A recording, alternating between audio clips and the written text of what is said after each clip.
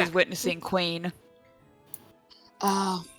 Sorry, I'm like also in the midst of part of the reason why I was delayed hopping on. I got an alert that I'm supposed to like do some medical check and stuff for a doctor's appointment I'm soon getting. Oh, So I had to do I've been, that like, too. Yeah. I'm working on it right now, and I'm on like the questionnaire section. It says, I guess this is stuff put in by either like my oncologist or my PCP or something, and they marked me off as being anemic. Which I'm like, do I keep that in? Hello. Are you anemic? I'm here. If you're not, then you probably shouldn't. Hello. I mean, they did tell me they gave me iron supplements because I was getting really low iron levels to the point where it was dangerous. So which is just a thing from chemo, but also they did say even prior to my stuff, I was pretty low on that front anyway. But I was like, okay, if I remember that correctly, sure. But then they also don't have me marked as having a history of cancer in here. Oh, that So seems like a... That seems like something you really need to know. That seems very important. Yeah, I'm like,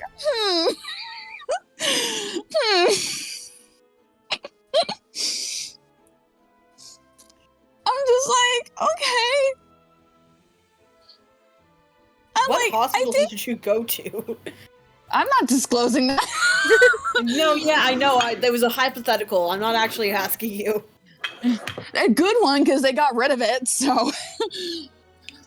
A good one because it got rid of it is real, but also, if that's the standard. No, I shan't say that. I shan't. I'm sure they were very, very good to you. Yes, they were absolutely lovely. I love that place so much. The next time I go, I want to get them all gifts because I couldn't last time, and I wanted to because of Nurse Appreciation Week. Aww. That's very sweet. Yeah, listen, literally, like, if anything, from my stuff last year, it taught me that nurses are freaking angels. They literally chose this profession to help save people's lives. Like, that is, it's like amazing. It's genuinely amazing. I wish I could do medical stuff because I get so squeamish. Yeah. That even like when I'm applying for like medical receptionist jobs, I'm like, man, I hope I don't get this. And like, I'm not going to be doing anything if I do get that position. I'll just be like reading information. It has genuinely made me want to, because I can do volunteer stuff in the cancer wing at the hospital I was treated at. It has genuinely want me to get involved in some way to help them. Yeah. I just don't know how yet, but I really want to. Yeah. Like, at the place that I went to, there was always this one that was always volunteering. He was like this retired vet, and he would go around and help restock the supplies at each nurse station. Aww. Which I thought was like so sweet. That's so sweet. So anyway, my message, if people ever get treated, freaking love your nurses. Love thy nurses. Sparky, do you have any song recommendations for today? Great question. Sorry. Just look at the just look at the OSD we have for Spire. I'm gonna right now I have the hour on for Spire of Shadows. Okay, well let me check and see what we do in this. No. I mean, do we have a Kahoot for last time? Shit! Not for Jambound, that's for emissaries. I said I was gonna do one for the funsies, but I did not finish. I've been doing a lot. Are we on stream right now? Yes. Yes. Okay. Hi, everyone. I'm Sparkystunned. I'm currently a senior in college, and I'm living in my own apartment for once for the first time. Isn't that great? I think that's great. But you know what isn't great? Moving in while you're on your period, and having no AC in your apartment. And I thought you got that fixed. No. You still don't have AC? I literally heard the guy come in and fix Wait, is your it the shit. same situation that I had? He did not fix it entirely. No. Why? What he You gotta did start was killing he- people. What he did. Okay. Let me explain. Before anyone starts killing anyone. What had happened was that my AC, my actual internal thing that runs through the vents, doesn't work. So what they did instead was they sent up like a vent thing. Bro vented. So it's like, no. It's like this like big ass clunky thing that shoots out air, but it only does it in my living room, and I have to have like a bunch of like plastic piping connected to outside. So my front porch is always kind of cracked open, and it's like held together by like tape and hopes and dreams right now. But I have cold air. The only issue is I have I have 2 rooms, so I have a living room and then I have my bedroom, even though this is a studio, so they should be one, but like it's whatever. It's because I also have a bathroom. But so the cold air doesn't reach me back here in my bedroom, but this is where my desk is. So no, they didn't fix it, and I don't know if they're gonna keep fixing it. So I was gonna try and ask about that starting tomorrow, because sometimes like people don't respond on weekends. Yeah, you're gonna makes need to sense. kind of keep pestering them about this, because I will tell you, I had this exact thing happen in my old apartment. Literally, like, last 3 weeks I was in there, or actually 2 weeks, actually. Last 2 weeks, so like, you know, when the heat of summer was starting in Texas, You mean in New Hampshire? Sorry. Yes, New Hampshire. It's a big enough state. I'm fine. And I'm not even there now, but you know. It is about the size of a majority of Europe. That's yes. true. But anyway. Many U.S. states are. So the AC was not working, and the only thing that would work was heat, which was weird. And so I turned off, like, I put it on, like, cool, you know, trying to get it to cool down, and it just was not working, because it was just everything but cool would work. And so it would get up to 90 degrees in that apartment. Gee. With the windows, like, with the windows open, with, like, all that. God. And just over the Jesus summer Christ. a few times, we had to kind of keep checking to make sure that it wasn't, like, a disaster, like, whenever we were moving out. And, they installed those, like, fans into, like, the windows. They broke one of my windows doing that. Right, I remember now. Yeah. And they taped it up with hopes and dreams. Right. It Chad, was so bad. always harass your apartment buildings. Yes, when no, shit yes, and goes keep up it and learn down. nothing else from us, Especially learn when you this. first move in. Yeah. Yes. They came and they fixed You don't it. stop bugging them until everything is right, because what are you even paying for? Exactly. So, like, they came and fixed it, but then it immediately broke again. So they came and looked at it again. They were like, that's not right. Something's weird here. We're going to need a specific part for this. And I'm like, great. Okay, how long is that going to be? Well, if we order it today, it'll be here, like, 3 days from now. But it's also Friday, so, like, I don't know. No. What? Huh? Yeah, it took another week. Oh my God. Huffledork, I have a thing recommendation for you. Okay, thank you. Here you go. You can take that one. I and was you can just looking take that shit. in D&D chat to try to find Spire stuff, and Avalon. I saw vaguely the post that fandom post because they're talking about telenovelas and just saying that he's pregnant in Spanish. Oh, yeah. Muy embarazada. I'm gonna kill everyone for that. I don't even know how to say embarrassed in Spanish. That's how much we don't use it. Alright, this is It's perfect. like something stupid. It was the first thing I could even think of. But did you mean to say pregnant or? Yes. Okay. Avergonzado. Well, what I did is I looked up common telenovela phrases, and it literally had a top 10 list. No, they didn't. No, that's true. That's true, because someone's always pregnant in those. Someone Exactly. always has to get fucking pregnant. Oh my god, you're It's right. also true in sitcoms. That's true, but like they like ham it the fuck up in telenovelas. That's why it's a telenovela. Yeah. You Americans have your like sitcom Reality tropes TV. and like reality TV. We have real fucking shit like telenovelas. Dude, there's a part in one of the early episodes of Friends. Chat, in case you guys didn't know, I've been rewatching Friends recently. It's one of my favorite shows. No one told you. Oh, that's why no one says embarrassed. Why? That's why no one says embarrassed. Why? Because we always say que pena. Because it's like how embarrassing or like, oh, what a Oh. pity and stuff like that. So it's like, que pena. I'm like, that's why I've never heard anyone say embarrassed. Because we use the slang version of it. Because why the fuck would we say, oh, soy avergonzada? Like, what the fuck do you mean by that? Actually, like, I mean, to be fair, even in like a lot of languages, no one's going to just like say, "Oh, I feel embarrassed," unless you're having like a very deep like therapy speak sort of thing going on. Yeah. well, you could say like that's embarrassing, True. but then again, we go back to que pena. So it's like,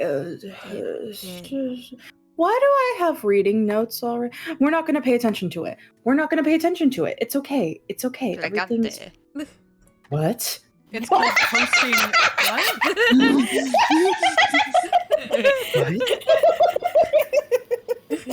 Were you quoting? The Yes, fucking- Yeah. Yes, I was quoting the Ouija board video. Oh, we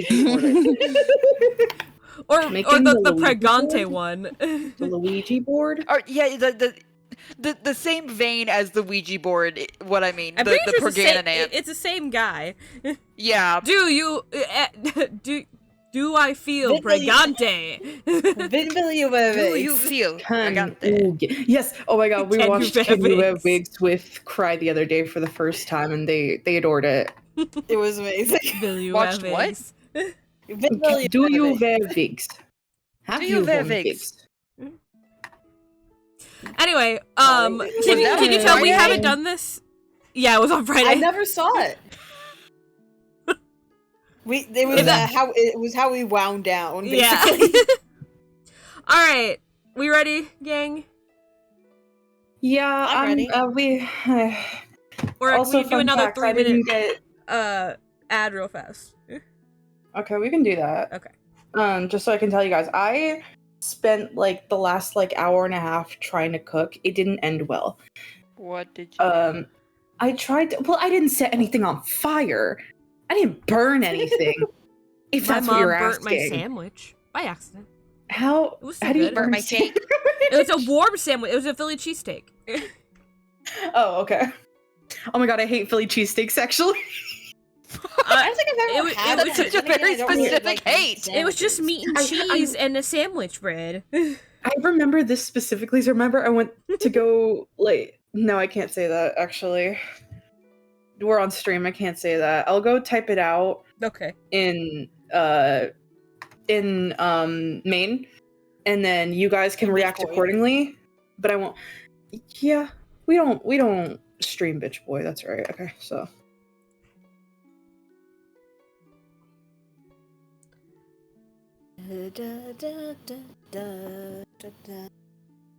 Oh yeah, I should probably shoot you guys. Oh yeah, that does make sense.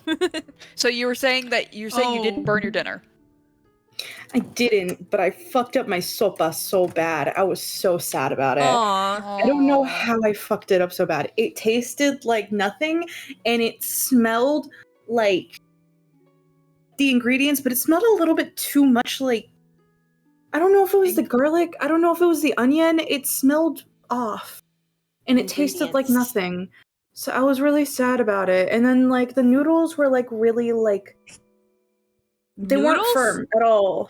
I Yeah. Oh, I I thought you were said- still talking about the Philly cheesesteak. No, what? No. And I was like, how I fucked up my dinner. noodles and Yeah, Philly no, cheesesteak. I made an even worse mistake. I heard you say it's because you're saying soba, right? Sopa with a P. Oh, so, okay, so I did hear you right. I thought you said sopa as in short for sopapilla. Phantom, when have I ever What? abbreviated? When have you ever heard anyone abbreviate sopa for a sopapilla? Sopa don't is wanna an know. actual dish. Oh, What kind of- I thought you were saying sopa this whole time. Yeah, sopa with a P, but not Yes, sopapilla. So I'm yeah. talking about soup. Oh, it's Spanish for Oh. soup. Oh my god. I'm sorry! I didn't learn Spanish! Because you were a weeb. Not even! I learned Chinese! Oh my god. So I fucked it up because it didn't taste good because it's a soup. And so it's got like all these different things in it and it just tasted bad and I was so upset about it. So I had to go back in and redo it. And yes, Phantom. I've had soup. You've had soup? You're done. They're done. He's got Why are you buying clothes at the stoop store? you. I was with him when he was buying soup. Yeah, Were it's you? true. Yeah. Yeah. Oh, yeah, today. I teleported to New Hampshire. You can just say Right. we called. I was okay Yeah. because I was wondering why I saw like the notification of like, oh, you like someone joined the voice chat. I'm like, it's too early Yeah. for stream. No, because I asked Huffle because I was in pain and I really just needed emotional support for a second. That's fair. I didn't see that till like 2 hours later. That's fair. Right. And so I tried to make sopa and it didn't end well and it Sopa. tasted bad. So instead I just went back in and I made pasta. And the issue is I have like these like andouille sausages that I used to make jambalaya Oh, back when I first moved in here. Love jambalaya. And so I did that and I had some like scrambled eggs. So I like mixed them together. Well, I didn't have scrambled eggs. I had eggs on me. So I scrambled the eggs and I put them in the thing to which it just reminded me all over again that you guys did not appreciate Art's mixing eggs metaphor back. It's fine. I appreciated it. What mixing Thank eggs you. metaphor? From, Warren's the one who understood it. Well, Oh, Here's Fire, that yeah. one. sorry. I thought you were. My metaphor that I stole from Dungeon Meshi that Art then stole from me. Yeah. Yeah. Okay. It I- truly for a was split this case second- of Morn was the only one who understood that because he's the only one who's ever cooked eggs.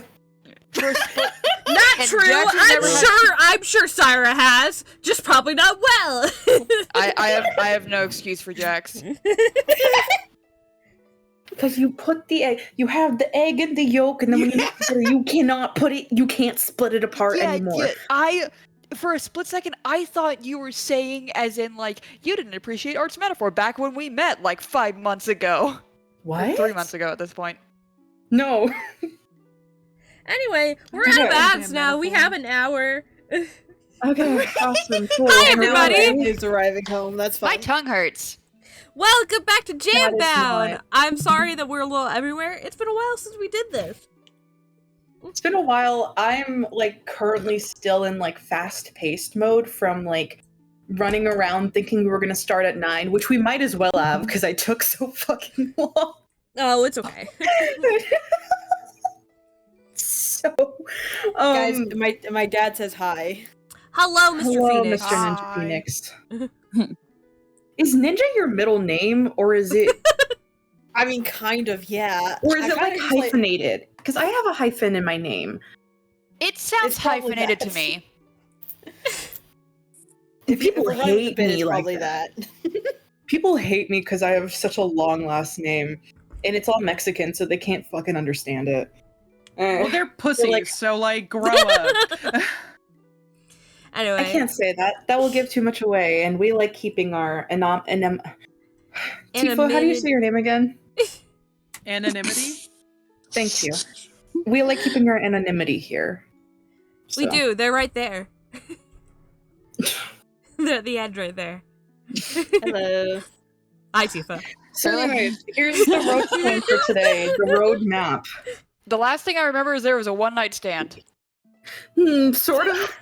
We were finishing up the birthday party, weren't we? Yeah, we just finished that, and then we went up to the room because Pure Vanilla was moping because he was sad that Shadow Milk didn't actually show up. And he's like, "Wait, are you actually gonna come back?" He's like, "Oh, we'll see." And that's where we left off, and that was like half a year ago. No, it was 5 months ago. It was in February. It was almost half a year ago. End of Almost February. half a year. Almost. I was almost there. So what we can do today is we can get through either 3 chapters or we can get through 4, because there will just kind of be a random extra chapter that might go with this, but also it's kind of it's just kind of like an extra little thing. Let's but see it's how far still we get. important. I All right, will well, say yeah, we probably should at least get through these 3 because they are pretty connected. They're a to package each other. deal. All right. They are, like, that's how I separated it all. So It's like Let me see how many manga, pages how that they have art, how they have arcs. Yeah. yeah. Okay, can we get through like 41 pages in theory, or is that too much for us? Oh no, we've done more. Okay, because that's how long. I'm pretty sure we've done way more than that reading the Choose Your Own Adventure. Okay, we can do that then. Okay, are we All all right. ready? Yep. Are we ready to bound the jam or something, or whatever the hell Jambound said? All right, we're on chapter 9. Yes. Shadowmilk doesn't return to the castle right away. While Pure Vanilla's attempts at command had long been discarded, it isn't ire that keeps Shadowmilk away. When they'd spoken the next morning, Pure Vanilla had, by all accounts, accepted Shadowmilk's refusal to return with grace. He had simply sipped at his breakfast tea, no show of resistance. It had only been the subtle tightening of his shoulders that had left Shadowmilk begrudgingly, softening his denial to a not yet. The smile he received in return had felt genuine. After that, Pure Vanilla had left, returning home with a soft farewell lingering in the air while Shadowmilk has gone exploring. There's a curiosity, an idle intrigue in drifting through the shadows of the kingdom as he passes through lands he's not touched in millennia. He spent his days simply observing, watching cookies go about their daily routine. It's all a bit boring, but it's still new, still more than just castle walls or the ceaseless void of a tree's trunk. They're simple cookies, living simple lives, little more than bit players on his grand stage, yet strangely content with their lot in life, deluded with the sweet lie that their spectacularly fleeting lives have purpose or meaning. The younger cookies carry an unsettling sort of mystique to them, words Shadowmilk has never heard in his life are traded back and forth with alarming rapidity. He knows he's been away for a while, but their fashion, their mannerisms, even the way they style their hair is just so bizarre to him. Such an odd, perverse fascination with the 18th letter of the Greek-Kokian alphabet. What? Some sort of scholarly insight joke? I can't remember which one that was. I think It's either Sigma or Omega. I think it's Sigma. it's Sigma. It's Sigma. I remember that. Oh my god. That's so funny. Okay. I was laughing at your cookie in as well. The day It's pretty good. The days Shadowmilk spends in the shadows, watching the world he once knew crawl by, the nights he spends beneath the stars. There's an odd peacefulness to the skies above the Vanilla Kingdom, a tranquility barely disturbed by even the coldest gust of wind.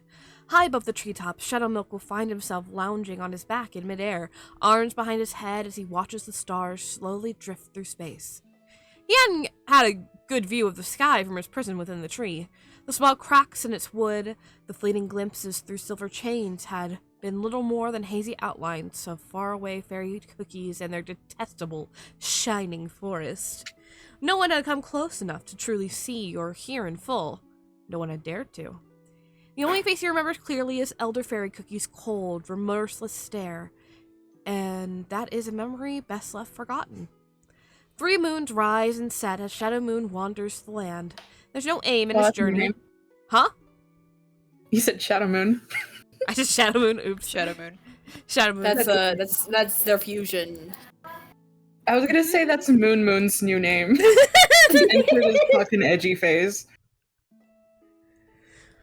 Okay. Shadow Milk Cookie, there you go. Sorry. I lost my place. I know, I'm sorry. Oh, 3 moons rise and set as Shadow Moon. I did it again! Shadow Moon! Maria. 3 moons rise and set as Shadow Milk wanders the land. There's no aim in his journey, no set course he's on. Each night he feels a tug of his soul gem calling him back. Each night he ignores it. Drinking. God, what the fuck?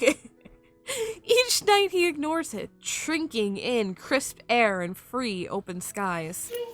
It's strange looking back. He's never really taken in the world like this, not after his escape from confinement. The miserable little fairy cookies, rebuilding his spire, reclaiming his physical form, all that had taken precedence, a script to stick to as he pulled the strings of his puppets along. Shadow Milk Cookie had never been one for prolonged quiet, but the taste of complete freedom melts sweetly on his tongue. Almost complete, anyway. By the 4th night, the pull is near irresistible. Shadow Milk finds his head unconsciously turning again and again towards the castle's distant silhouette. The restlessness is back, a persistent itch beneath his dough. Shadow Milk toys with his own endurance, pretending it's nothing more than a passing urge, even as he drifts closer and closer to the Vanilla Kingdom's walls. When he reaches the castle's looming tower, the pulse is a heartbeat in his ears. It burns beneath his dough, dances along the lines of his jam in electric sparks. May I make a joke? Yes. What being allosexual does to a mother lover. And that's true. That's true. And that's true. Guy list full of people who don't know. That's true. Everyone here is ace. Some form of ace. Yeah, it's a spectrum, but yes. Some version. There's a lot. There's only muted surprise to find Pure Vanilla waiting on his balcony, staring up into the sky. Their eyes lock the moment Shadow Milk melds into view. A beat of silence, each gaze searching the other as their connection thrums in a deafening song. Pure Vanilla spreads his arms wide in a beckon. What? What? Nothing. At least I asked. Did you say legs? No. Do you think twinks? No, he definitely said legs. Yeah. Why did you say legs? Did I say legs? No. No, he was making a joke about it. Okay. Oh, it's okay. I see. I'm confused. I think did we read that already? I don't know. Just keep going. Pure Vanilla spreads his arms. There we go. That's what we did read that already. You fucking pervert. Do you understand yet, Huffledork? He said I should have said legs instead of arms because he's trying to be gross. Yes. Because he's trying to be. I'll put you in horny jail. Don't. Aw. Already? Wow, we just started. I know, right? Pure Vanilla Gotta keep spreads his straight. arms wide in a beckoning embrace, the softest of smiles upon his lips. Shadow Milk's ego demands hesitation, refusal, a greater show of submission. His body is already wrapped in the other's arms. Clink! By the time Shadow Milk's consciousness finally filters back in, it's to the feeling of cold stone floors against his hips and a peculiar warmth on his cheek. They're still on the balcony. Haven't even made it inside. How humiliating.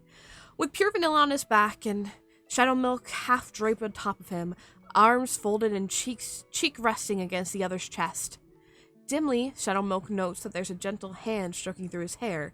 He flicks his groggy gaze up, finds Pure Vanilla's hazy eyes looking back.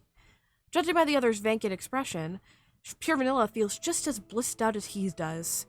Perhaps 4 days has been pushing it. This is what this is what being allosexual does to a motherfucker. I suppose so. I'm over here and I'm like, so chat, I recently visited my wife again recently, right? And I stayed a while with them. And like, yeah, there was something about missing someone a lot when you've been away from them for a bit. Yeah. No, it gets agree. you. It's not so much of an allo thing more so than it is Emotional bonds. Well, my brain was just like, man, bonders. they touched Soul Jam, so this is like sex. But you know, Someone made a point about that. That's really good, actually. Not an unpopular interpretation. Not an unpopular okay, well, I'm interpretation. glad that's what I mean, mean, you know, I was like, man, yeah, this is what allosexuals, this is what it's like when you go 4 days without sex. For some people. I always think of there's an episode of How I Met Your Mother where like Ted has a girlfriend and it's been a while since they've had sex because she's been busy. Yeah. Ted from How I Met Your Mother. Yeah. Anyway, he has a girlfriend and like he's always like, "Oh, it's been 5 months. I can't believe it." And that watching that when I was like a teenager, I was like, "What's the big deal?" And that's how I should have known. Yeah. There's episodes like that in Friends too, where Ross is like super desperate. He's like, I haven't had sex in 2 months. It's like, oh no. Oh no, jerking it's free. Yeah. a single man not having sex? Who would have thunk? Jorking it. Oh no, jerking it's free. Alright. Okay. The hand in Shadow Milk's hair trails downward, coming to rest at the nape of his neck. Pure Vanilla is watching him through half-lidded eyes, his head lolling slightly to the side.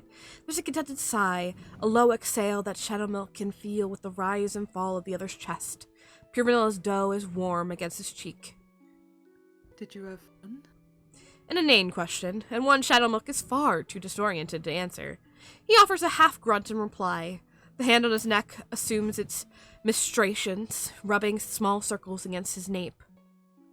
I missed you. Again, not something worth replying You're to. early. I missed you. Sorry.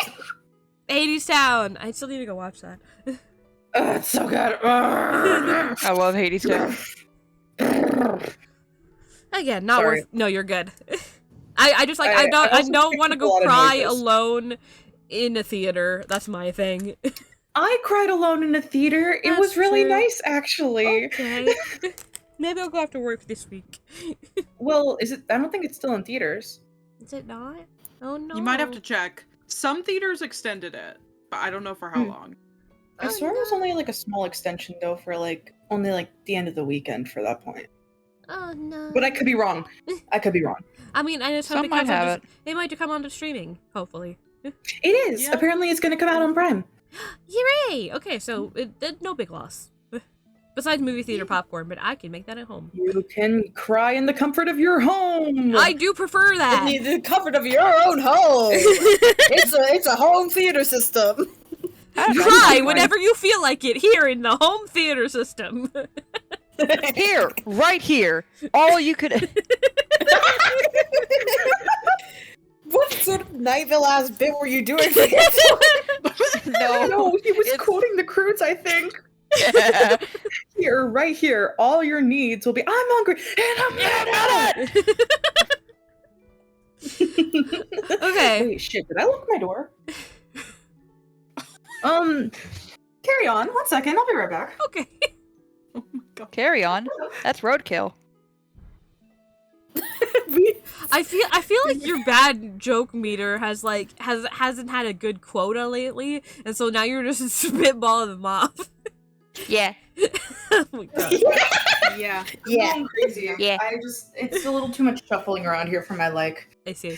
I think my house is gonna get broken into. It's not. Why would anyone break into here? I mean, I had those same fears, so like, relatable. Yeah. Little does he know I'm in the walls. These I don't. I don't think you want to be in these They might be. walls. There might be lead in this. No, mine specifically didn't have lead. Oh, well, that's good. Nice desk, by the way. What did that? Oh yeah, What- what's on it right now? Name What does it look like? Phantom? Food, I assume. it. Okay, what am I eating? What color is my bowl? White. Okay, with what? A fork. Just run it back. Just keep going. Jambound in the bag. Jambound in the bag. I gotta go. That really got you, huh? It's a I hate white this bit. bowl with a blue rim. How dare you? Oh, I was just thinking blue rim, but I was there when you bought them, I think. No, you weren't. I Oh. didn't show you these. Well, I remember you mentioning blue. I did not name the color. Wow, okay, I'm just in sync with you, I guess. Let's go. Or I just really like blue, and we all know this. That's true. Okay. I was like, it's there's because a we were cookie talking that's about blueberry flavor shirts. that you've been putting on for the past. yeah, You know, I was telling Huffle that, like, literally my entire wardrobe for, like, super long has just been black and blue forever, because that's all there is for guys' clothes. Blue shirts. So... Yeah. And then I also said, and army green. He's like, oh my god, I'm wearing Which is an the army color green of the shirt. shirt I was wearing. Yeah. Okay. Not blue, for once. Anyways. Pure Vanilla said I missed you. Again, not something worth replying to. Another grunt gets him a gentle squeeze on his shoulder. Shuttlemote buries his face deeper into the other's chest.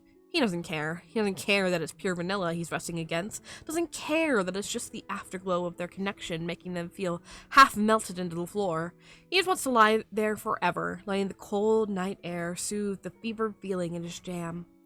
There's a gentle pat on his back. Come on. Let's go inside. Shanma groans loudly in open protest. All he gets for his troubles is a soft laugh and a gentle squeeze.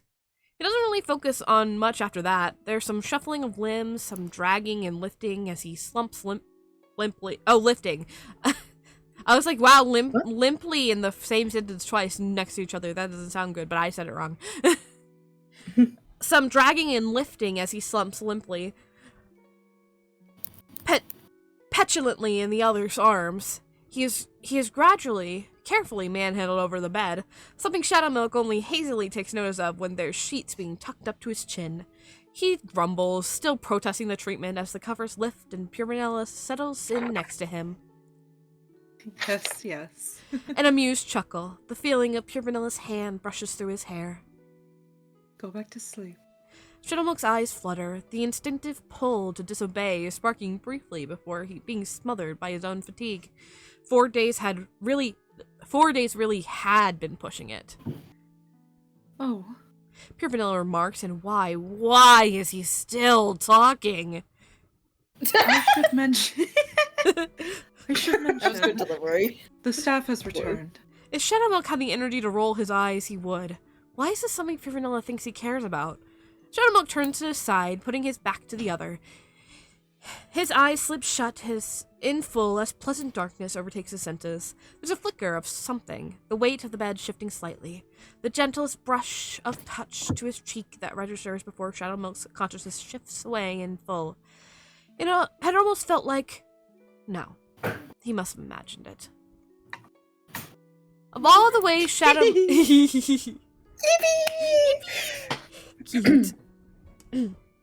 Alright. Of all the ways Shadowmilk had expected to start his day, the slamming of doors and 3 high-pitched voices startling him to wakefulness is not one of them.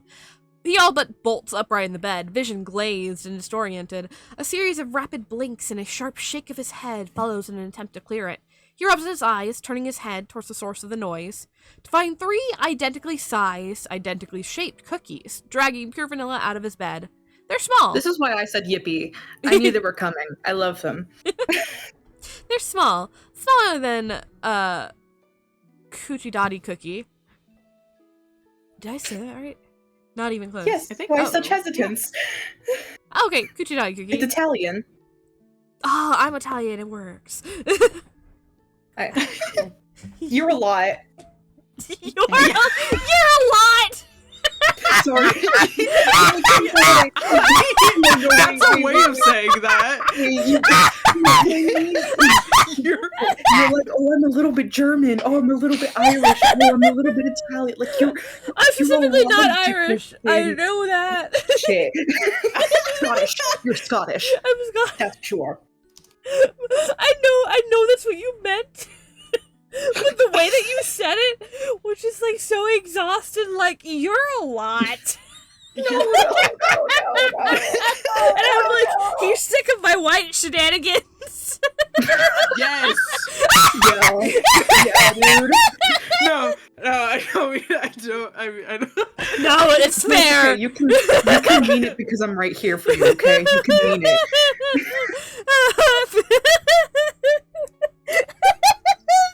I just keep thinking of it. You're a lot. You're a lot. Am I a lot, Sparky? I don't know. I don't know your What are lineage. you? How many different white people I got you? am only How two many different things, white actually. people are you? I'm distantly this related to better the or Skylar worse? sisters. Is it? Yeah. I can't even get it out. Spill it, cracker. So we did a DNA test on my grandmother. Yeah. What? DNA test. And Okay. Where's grandma? we know, like, I mean, for sure French, because, like, her maiden name was French. Tifa's French too. Say hi, Tifa. So we have Wrong. French, and we have, you know, like, Czech, Dutch, you know, that's it. Dance we also monkey have- dance much? We also have 1% African. Oh. The white one, Shit. probably. I don't believe Yeah, you. but more than likely. I You don't guys did believe some fuck you. shit. Sorry, I know you guys. did White. I some don't fuck believe shit. you. I am dead serious, by the way. That's so funny. Why would we doubt you? Is the issue? Why would you lie about I mean, I that? wouldn't blame you. Yes, why would I lie about that when many people have been known to lie about their ancestry? Okay, You you're know, a friend. Alright, anyway, It's not even your ancestry. No, it's my grandmother's. I mean, isn't that technically still your ancestry? Yeah, but if it's No, like unless that 1% in 1% her, got by the wiped time it out. gets to me, it's like Oh, gone. yeah, it's gone. That's right. I'm pretty sure that's what I was the gonna say Native something, and I American realized- in my family is. Because I think my grandpa gonna was the say something. 16th. I was gonna say something, but then I was gonna say it, and I realized how mean it is, and I'm like, I can't say that. Say it. In good faith, I can't say it. Say it. Well, We now got we're a lot of curious. fucking mutts out here now, don't we? Yeah, that's Whoa! that's how the melting pot of the USA is. It is. The Great That is how it American works. melting pot. Anyway, Shouldn't be me. what I'm part did your jaw completely drop at, Tifa? And me calling you a cracker? Oh, I'm Probably. guessing. Yeah, it was No, the cracker that bit. That was funny though. the L cracker. Anyway. Billy cracker. Anyway. Smaller than Kuchidaki Cookie. All dressed in the same frilled schmuck. Frilled schmuck. Schmuck? Smuck. Smock. There is no H. It's smuck. Schmuck. I'm having a Scroodle moment. Smock. Riddle. Call the bondulance. Smock. All in the same frilled schmuck. Smock. Yes, Mr. Spock. Spock. Prosper. All with black hair done in matching twin ponytails. They must be triplets, with no scrap of difference between them, save for a single, alternating streak of color in each of their bangs. White, brown, pink. They're Neapolitan. Neapolitan. Yeah, they're the Neapolitan sisters, dude. Okay. cookie. How I love you're that. this one? I'm this one? Napoleon. Okay. I love that. Are they young? They're young, right? They're teeny ladies. They're Okay. Also, teeny ladies. are any of us voicing them? Yes. Huffle is Fressa, the pink one. Okay. Cry, you are Choka, the chocolate one. And Thank Phantom, you. you are Nilla, the white Oh. one. White one.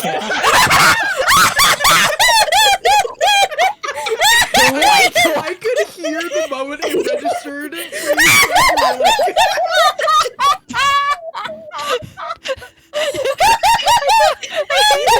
I hate that the thing that's flashing in my mind is that one Spider-Verse dub bit. You know the one.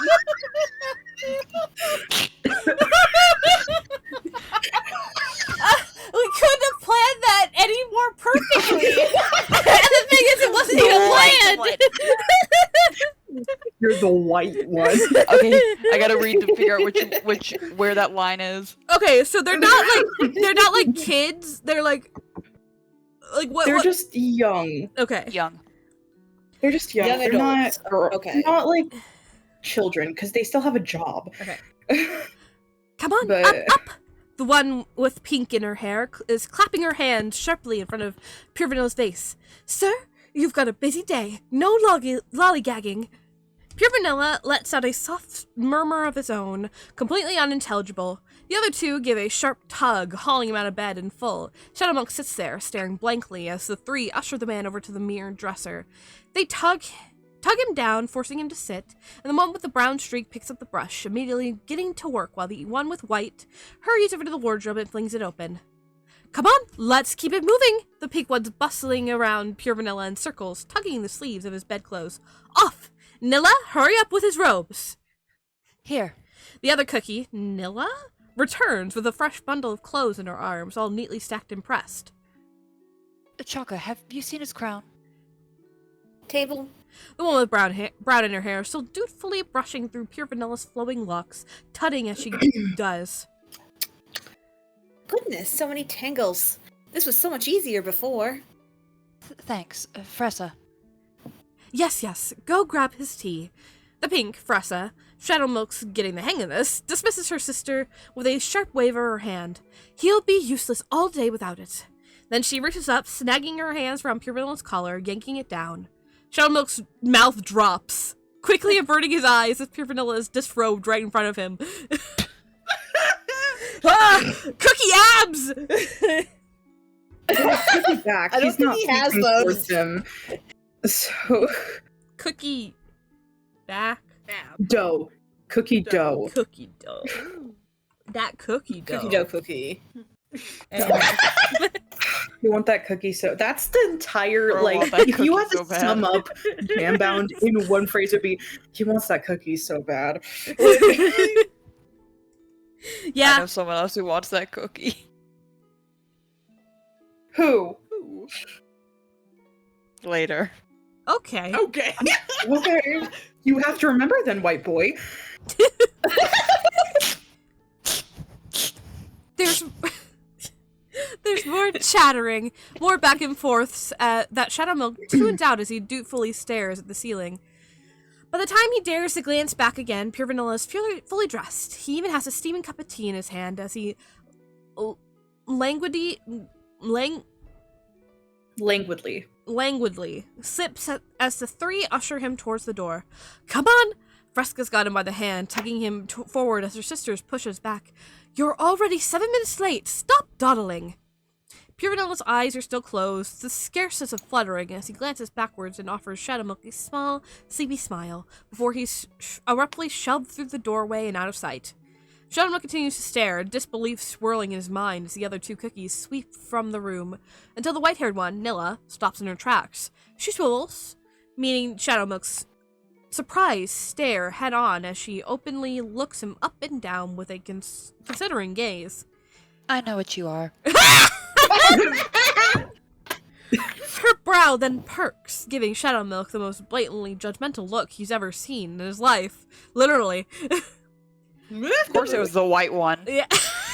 Whoa.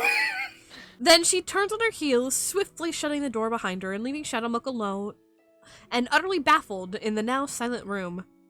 Perhaps he should have just stayed in the forest. He's French. He's a What? French? He's French. I know what he is.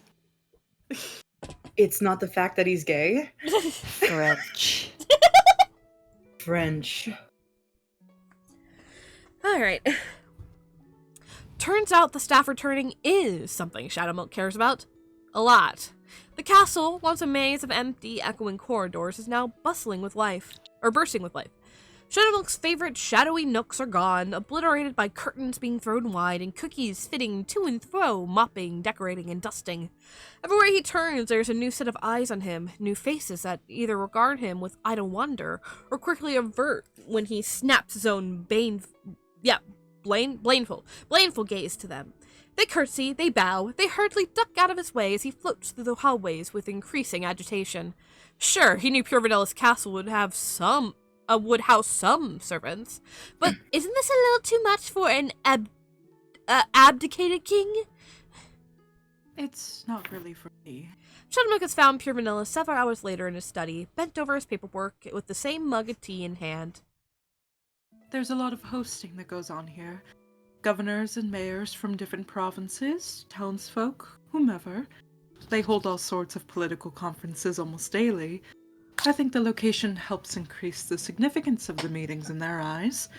I've been told there's a sign-up sheet somewhere. Isn't this your house? I don't mind. Pure Vanilla shrugs one shoulder, eyes still glued to his papers.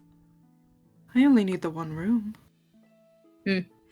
Shadowmilk's gaze drops to the other's mug. The tea inside looks ice cold, the dregs already beginning to solidify. Have you even eaten anything today? Pure Vanilla blinks, looking up. What? I said Pure Vanilla sneers. I would appreciate a little more warning next time. I deserve better than to have 3 little Helions. Helions? Helions? I never knew. It says hell in there, so I'm gonna assume it's like Helions? Yeah. Helions? Helions? Helion is I don't know. alcohol. I'm not white enough for this. What? Okay, That's not even Why are you assuming it's a white word? Well, you white people But it use really so many is. different ways of calling someone like derogatory terms in Christianity. My flabbers are gasted. I need to stop attacking the white people today. It's not good for me. People think it's Racism great. stream. Racism stream. No! You can't say that. You can't say that. You're gonna get us banned. I'm sorry, Twitch. Twitch, you can't use sorry, this. You women. can't use this data for your scraping. Wait, we can corrupt it. We can corrupt it. Say no. Penis. It's pronounced Helion. Helion. Thank you so Helion? Helion? Oh my god. much. Helion. Helion. Yeah. Anyways, sorry. No, you're good. I've been eating pasta with sour cream in it, so my throat's also a little bit fucked up. from it. What? It's good. Don't knock it until you fucking try it. You No, heathen. that's the thing that I would actually try. It's good. I don't.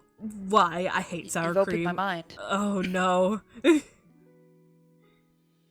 Anyways, I would appreciate a little more warning next time. Is it better to have 3 little Helions scampering about the moment I open my big, beautiful eyes? What, you get him for a 3-for-1 mini pack special? The Neapolitan sisters? Pure Vanilla cocks his head, smiling. They were all baked from the same cut of dough. Not a lot of it left over to make all 3, so they say. Don't let their size fool you, though. They're quite skilled. I rely on them heavily. So I saw. Shadowmilk perks a brow. They undressed you. I'm a bit slow in the mornings. Pure Vanilla takes another sip of his ice-cold tea. Rich They're boy. just doing their job. It's no different than a doctor's office. Bit lazy, are we? Perhaps. Pure Vanilla hums back. Shadowmilk twirls his cane. He floats in circles, twisting in the air above Pure Vanilla's head. Bad luck for you, though. I'm sure it's all over the castle by now. Pure Vanilla glances up at him. What is? Those 3 seeing another cookie in your bed. Shadowmilk grins ear to ear, fanning himself with a roll of his eyes. How scandalous for their never great king. Doubtful. Pure Vanilla turns his gaze to the paper, narrowly missing Shadowmilk's scowl. The sisters are discreet. It's never been an issue before. Shadowmilk scoffs, then pauses as Pure Vanilla's words replay in his mind. Wait, what? What do you mean before? Shadowmilk pivots in the air, hovering face to face with the other. What, like they've caught other cookies in your bed? Pure Vanilla lifts his gaze for a fraction of a second. He perks his brow, then immediately lowers his head back to his work. Shadowmilk gasps, a hand flying to his chest. No! Oh, it's kind of pulling my leg. I didn't say anything. Pure Vanilla replies mildly. To think a single cookie would find your presence that tolerable without a chain around their soul. Shadowmilk flips over in the air, folding his legs beneath him. Come on, you gotta tell me. How many's it been? 1, 2? Pure Vanilla lifts his mug, taking a slow sip of his tea. Come on. Shadowmilk floats forward, tapping the other's forehead with his cane. Tell me. You know, I can't resist some juicy bits of gossip. It's so weird that you're actually interesting. I would think Pure Vanilla remarks, setting his cup back on the desk. that the most sophisticated cookie in all the lands would know it's improper to kiss and tell. So it's dark cacao. Less kissing and telling. And what about it? And what about it? Oh no, I'm for it. He's sexy. Yeah. I'm honored to voice this man. I love that I was like, oh, I was thinking of Lily. White Lily cookie.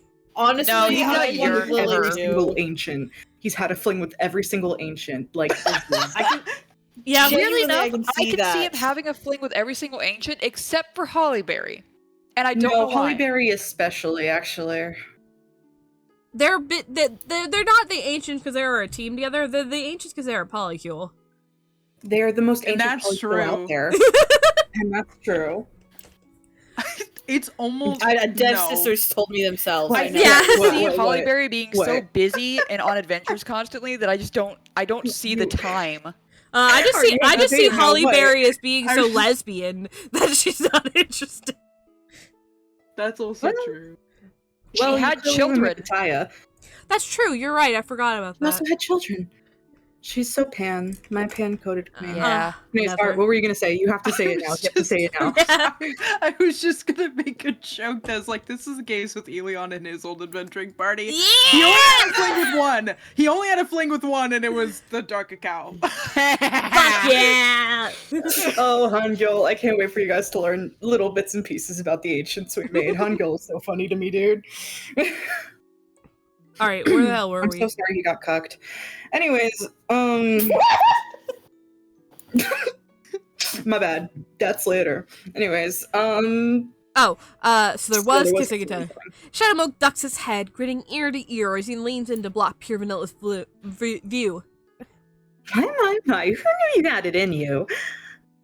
You already knew that I have descendants. Pure Vanilla's expression remains annoyingly neutral, a picture of placid calm as he meets Shadowmilk's gaze. And that's all I'll say on the matter. Shadowmilk sticks out his tongue. Pure Vanilla lifts his quill, tapping the protruding appendage with its tip. By the way, I genuinely thought he was going to be like jealous of him. Yeah. No, it's I like funny. this You can better. spread that I like shit. this a lot. Yeah, I like this a lot better. And also, I was like thinking, like, wait, he has descendants? Oh yeah, because it's supposed to be implied that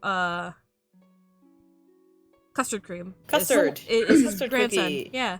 And also clotted I thought- cream. He has a lot of descendants, A actually. descendant of the original, like, vanilla people. I don't think anyone was directly connected to pure vanilla that we know of, but there were people from, like, when he was king. Ah. I always and kind of figured that. I his always descendants. thought that Custard was a descendant of him. Yeah, that's what I thought too. I mean, from what I remember from Odyssey, it was just that, like, Custard, like, original, like, Custard the Second, probably. Custard Jr. In theory. He was, like, He was a descendant of someone who came from the original Vanilla Kingdom. Ah. Interesting. Because I feel like they would have made more of a deal of Custard being around more That's if he was True. Pure Vanilla's actual descendant. But he's just I think it's more just the descended from someone who costume came that like from the throws me Pure off. Vanilla. Yeah. There's that one costume. Yeah, well, he wants to be a king, and Pure Vanilla was the Vanillian king, and his ancestors came from the Vanilla Kingdom. So, like, it all ties together. It's weird. We don't question Cookie Run more. It's a lot. I don't even know how they reproduce still. Oh god. I just realized there might have been a little bit of echoing on my end because I was leaning close to my mic and my headphones. We were haven't heard it open. if so. We have not heard it. If you hear it on the VOD, Which- guys, I'm sorry. That's okay. The only thing I can think of is it does seem to imply that there is some sort of record of how cookies are made within the crumble documents. Because I don't know if anyone else has been following that. I've been playing that game, and it actually is really fun. You play as Vampire and Alchemist Cookie's mom. Yeah, Oh. Grapevine Cookie, she's so funny. She is. What's her Or, well, name? you What's don't her play name? as her. Grapevine. Grapevine. You don't play like specifically as her, but she's one of the characters that you start off with. And there's a document in there because she used to be part of like a church of some kind, like dedicated to the witches. That with vampires. Don't do that with vampires. That's what she said. And something along the lines of like something cute vampires. You mean Don't the think it's dance cute with when no they turn into a pants? yeah. The dance Yeah. with no pants. Sorry, that's a really stupid way of saying it. I love it actually. I got it Just, from a just TikTok. going. Don't do that. Don't do that. So maybe cookies So, do. there's a method at least. Yeah, Interesting. we just Seems don't to know be. what it is because clearly Ginger Brave is like that.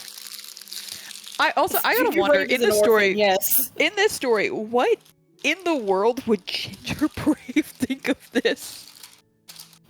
I think he'd just be like, "Ah, awesome, dude! I'm glad you're. Good for them. Good for them.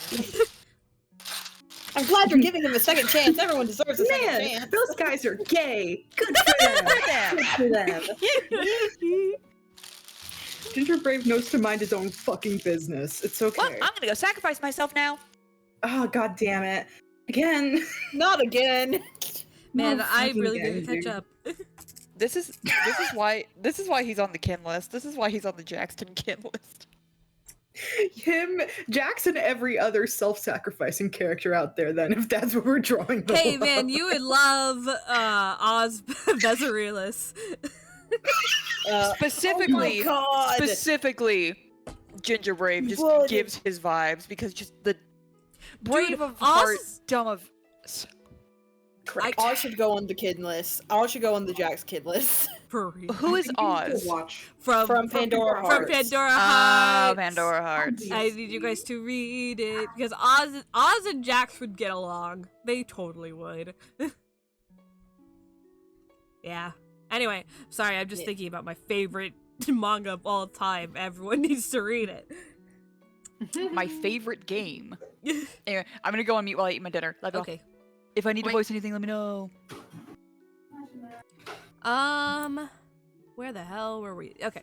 Shadowmilk sticks out his tongue. Pure Vanilla lifts his quill, tapping the protruding appendage with its tip. As Shadowmilk rears back and sputters, Pure Vanilla continues. I'd like to connect with you again tonight. A scowl as Shadowmilk wipes at his tongue. Why? You were gone quite a while. Pure Vanilla's quill has lowered back to the page, scratching out his signature on a series of documents. It was more intense than usual. If you're planning on leaving again, I'd like to stabilize our bond before you go. Shadowmilk scoffs. Who said I'm leaving? Who said you're staying? Ooh. A beat of silence. Shadowmilk's eyes narrow as Pure Vanilla keeps his gaze lowered, scribbling across his pages. Trying to get rid of me? He challenges. Pure Vanilla dabs his quill back in the ink. Not at all. I told you that I missed you. Shadowmilk scoffs again, shrugging a careless shoulder. He knows what this is, a trap. a sneaky little way of pure vanilla scouting out his intentions. Nice try. Is it? God, he's annoying. I'll go wherever I want. Shadowmilk folds his arms behind his head, stretching out his lower back. And that's all you'll get from me. Maybe I'm going, maybe I'm staying. Pure vanilla hums to himself. Then my request remains unchanged. Pure vanilla sets his papers down, folding his hands together as he looks at Shadowmilk straight on. I'd like to connect with you again tonight. Shadowmilk stares back at him. There's a strange twisting in his chest, a warped smile working its way onto his face as he subtly averts his eyes. Sheesh, gone bold, have we? I know I'm a catch, but aren't you being a little bit needy? I've heard Pure vanilla replies, pushing himself up from his desk. that it's better to ask for things directly. It is a habit I've long neglected throughout my life, to the continued detriment of myself and others. So what? The yearner. Shadowmilk twirls his The cane, yearner. perking a brow.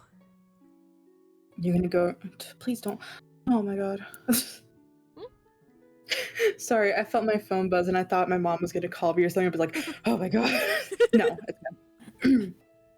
You're gonna go around just asking for every stupid little thing you want now? Not at all. I'm still quite terrible at it. Pure vanilla picks up his staff, raising his gaze with a smile. But I'm also finding that when it comes to you, being direct is the only path forward. Shadowmilk scowls.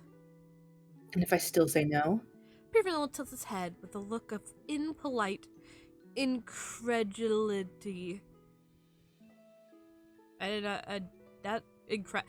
Polite incredulity. Polite incredulity. A sigh. Shadowmilk rolls his eyes. Yeah, my choice. You made that obnoxiously clear, you know that. Good. I'd hope to. Pure vanilla's staff taps audibly on the floor as he crosses the room. I have a meeting in a few minutes I've been asked to sit in on that'll likely last the rest of the day. You're welcome to join me later in the evening when I tend to the sheep, if you'd like. No, sheep day, wonderful. Shadowmilk scrunches his face in disgust. Can't wait for you to get this sack of dung all over my soul jam again. Pure vanilla perks a brow. So that's a yes to the connection tonight? Crap. Another trap. Shadowmilk turned away, scoffing audibly for effect. Who knows? It's no fun if I can't keep you guessing. Well, Pure vanilla remarks. either way, I'll return to my room in the evening. Should you care to join me, I'd be more than happy to have dinner sent up for the pair of us. Shadowmilk turns back around, one hand on his hip. What's in it for me? We could play a game. I'd like a rematch at chess, if you're willing. Shadowmilk folds his arms across his chest. And what do I get when I win? Pure vanilla smiles. You'll have to come and see. A pause, a mischievous twinkle in his eye. After all, it's no fun if I can't keep you guessing. He's so cheeky, I love it. And He's such a little shit in this entire story. It's awesome. What? How are you already at an ad? We got 5 more minutes. Okay. Because they hate us. Apparently. I mean, I need to go get water in a second, so let me finish it up. And with that, Pure Vanilla is sweeping from the room, the tapping echoes of his staff slowly fading down the corridor. Shadowmilk scowls at the place where the other had stood, fresh irritation prickling through his jaw. He glances backward. A swift flick of his cane summons a burst of wind, sending neatly stacked piles of paperwork scattering to the floor. Better. And he's also a little Just shit. petty. Are you a cat? Is Shadow Yes. is he a cat? Yeah, Yeah. actually. He He might might like- as well be. I'm like, oh my god, this is much. fucking, this is just been Syra and in the script arc. I'm telling you, her and Lou would actually get along very well, and that's the issue. Alright, I'm ready to add, you'll have to go get water, and we'll get back into it. Okay. Okay. And there's a Georgia at my door. You good? Georgia. Yeah, I just know what's coming up. Nothing good. Hardcore. No, I'm kidding. Hardcore sex. Well, that would be something good. You're right. I mean, you You're got me there. You're right. That would be something better than what's about to happen. This is worse. This is infinitely Oh worse. no, bad thing. Mm-hmm. Eee. Mm-hmm.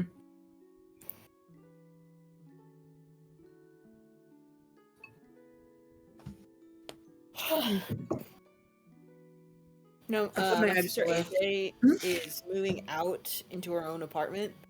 Good for her. In like a little over a week from now. We have she's buying furniture for the place because apparently it's unfurnished. We have a second couch. We have the meats. There's a table with a lamp. There's a giant trash can. And I'm just looking at this and I'm like, you are going to accumulate more stuff.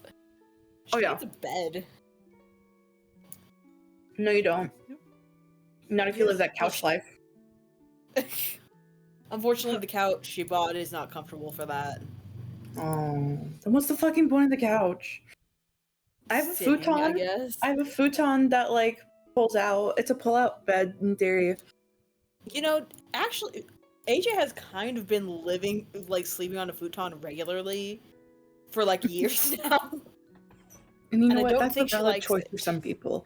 I don't like it. It's not I a have choice. bed. It was not a choice for her, actually.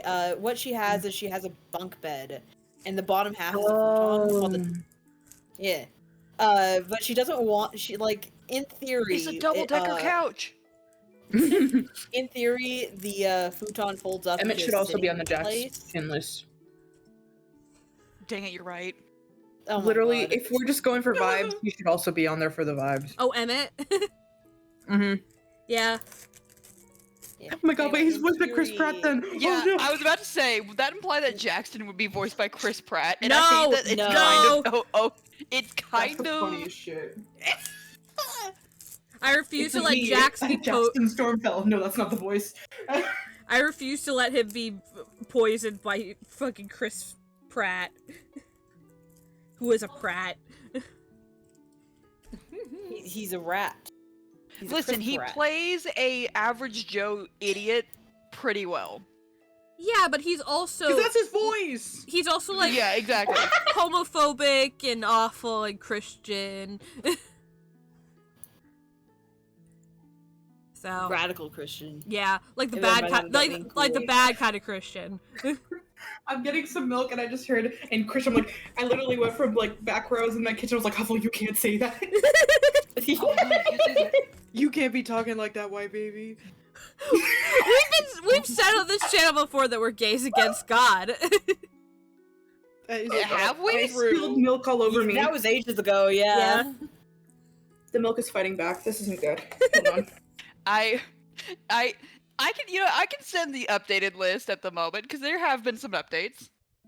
Anyway, my point just that I ate was trying to two say earlier was that AJ wanted to sleep on the mattress, but the cats took it over, and now it's disgusting, so she sleeps on the futon. Oh, Damn.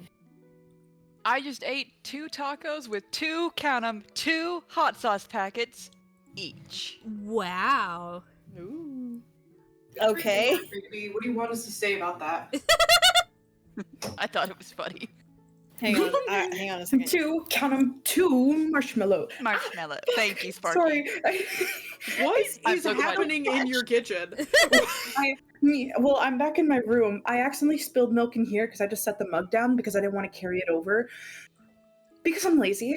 Mm-hmm. Bro drops And- shadow milk. Well, it's in the dark and it's milk on the floor, so I guess it is.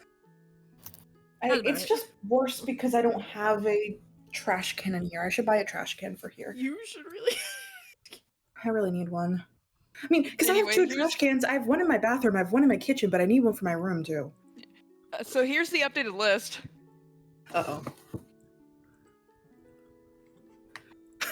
Sorry, I just saw that your did it instead. Oops. Good, Holly Bear's fuse these two. Me and Tifa talked about that one. Fuse these two. Yeah, the two of them make one whole idiot. I love how Emmett is dancing on top of Ginger Brave's head. He's fine. And you know what? Thank fucking God you added Holly Berry on there. You convinced me. Yeah, because I'm gonna be a lawyer. I have to be good at arguments. Alright, you ready to get back into it? And I was right. Yeah. Alright. Water I first. have my milk and cookies. It's just milk. My mouth I have burns. my milk and cookies. I have my smoke. It's in a blue mug too. Look, you guys want to see? You just need it to be I blueberry got this flavored. bitch today. I'm wearing a tank top for the first time in like years, but look at my new mug. I got 2 of them. They're so nice. You can have one too when you come over, alright? Yay. Show it again, I missed it. It's okay. Oh my fucking. Okay, hold on. Wait, now it's here. Cute! Oh, that's really cute. Yeah. It's like textured. It's awesome. I like. Yeah. It won me over Hell because of the yeah. texture. And a blue. I want to make. Okay. I should make ceramics again. I want to make my own dishes. Yes! I'm bad at Oh, ceramics. we have. I was so good We at have- plates specifically. I loved making plates. I have like 17. I have it.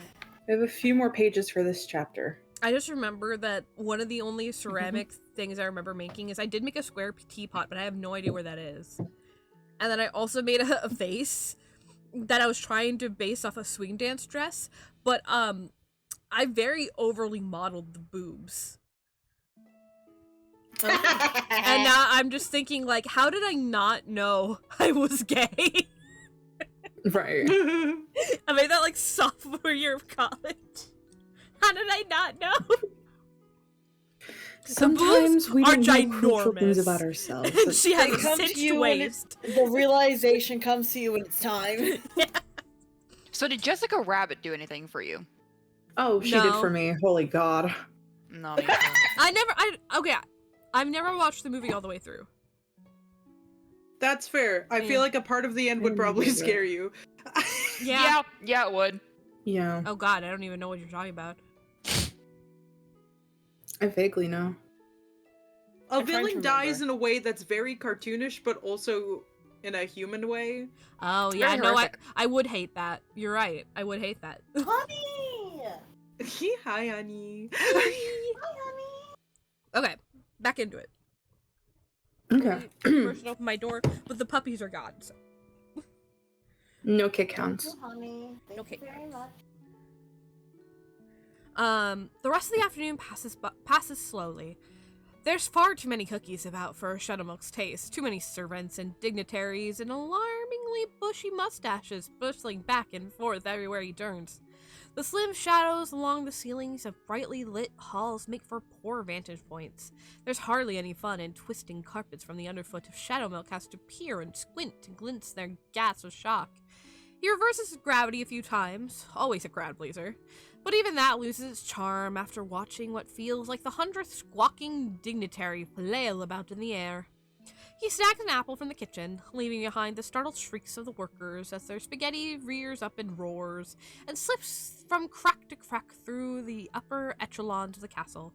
A few bites of his apple, a considering hum as he drifts through the gentle black.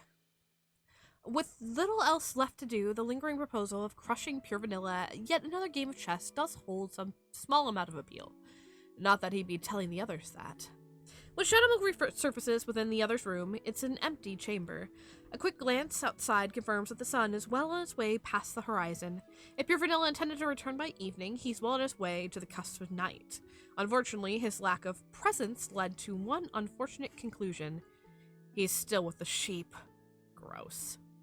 As Shadowmilk begrudgingly... As Shadowmilk begrudgingly... Oh my God, they're everywhere. How'd they get in here? I thought they were in the field. How did they get in here? Ugh, sheep.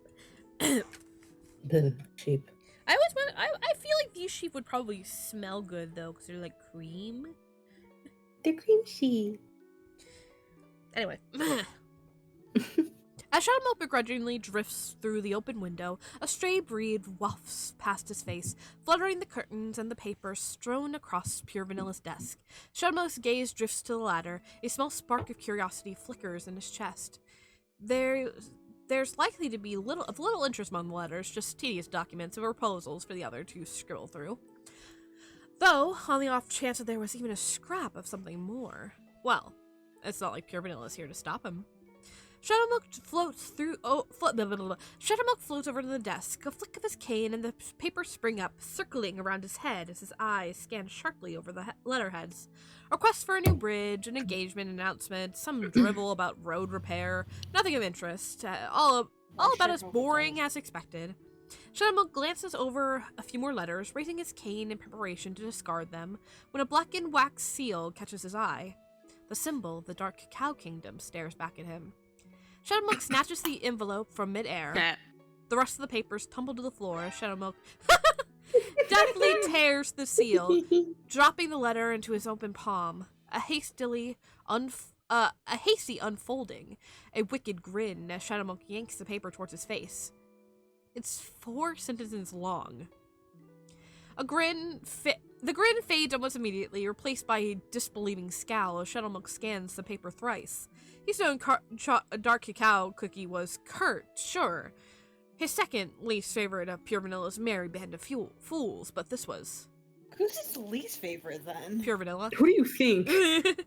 Well, actually, who else? Let's take another stab at it. Yes. Oh, it's Lily. That makes sense, actually, yeah. It's Lily. Hi. It's like on site is the issue. But this was nothing. Nothing of any substance, no secrets or whispers of anger to fan. It's a blunt greeting, the briefest synopsis of the Dark Cacao Kingdom's current affairs, and a signature. Seriously, just a signature. Not a thinking of you, not a farewell, just a simple signature, and 3/4 the rest of the page left blank. Shadowmilk's Unfortunately, he is me. Yeah. Thank God I got the. Thank God, maybe I should. Thank God I got the vibe right. Shadowmilk's eyes starting to roll fully back into his head. Still, after a moment of frustrated steaming, a begrudging thought occurs. Even if Dark Cacao Cookie is about as interesting as a wooden board, Shadowmilk can still use the letter to his advantage. A flick of his wrist and a cerulean quill materializes in his hand. He puts the tip to paper, tongue protruding slightly as he narrows his eyes in concentration.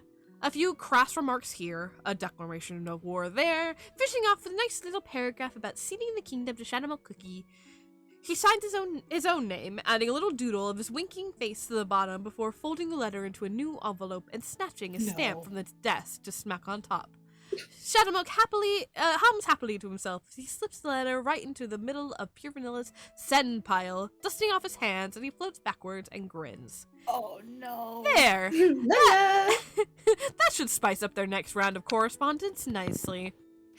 Mess with international affairs, la la la. La la! La la la, la la la.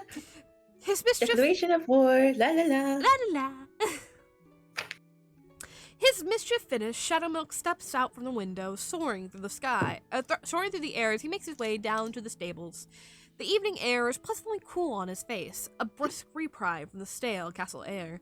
Even with the plush comforts of his ivory tower, he's finding he appreciates the sight of the sky more and more with each passing day. While the trip itself isn't terribly long, the first vestiges of night have firmly settled over the horizon by the time Shadowmilk alights in the pasture. The sheep are milling about. Some try to sniff at his heels as he glides over them. One tries to nip at his shoe. Yet among all of them and their putrid scent, there's a distinct lack of Pure Vanilla anywhere to be seen. There is, however, a single lamp lit at the far end of the stable, which is precisely where Shadowmilk heads next. The sight that greets him is somehow decidedly unsurprising. A large golden haystack is heaped in the corner of the barn. Slumped against it is Pure Vanilla himself, half curled into a ball and clutching his staff, with eyes fluttered shut. There's a small lamb curled at his feet, dozing beside its master. Shadowmilk has to resist the urge to roll his eyes. How picturesque. As amusing as it is to see the once king slumbering in the hay, Shadowmilk isn't a fan of standing around near sheep dung all night. He drifts forward, reaching out to try and jostle the other's shoulder. A whimper cuts through the quiet. Oh, it's nightmare time, let's go. This is classic fanfic. La la. Oh, la la. Say it, please. honey. This is my shit. So good. This is my, dare I say, jam. You're right. I can't believe you made that joke before Vandom could.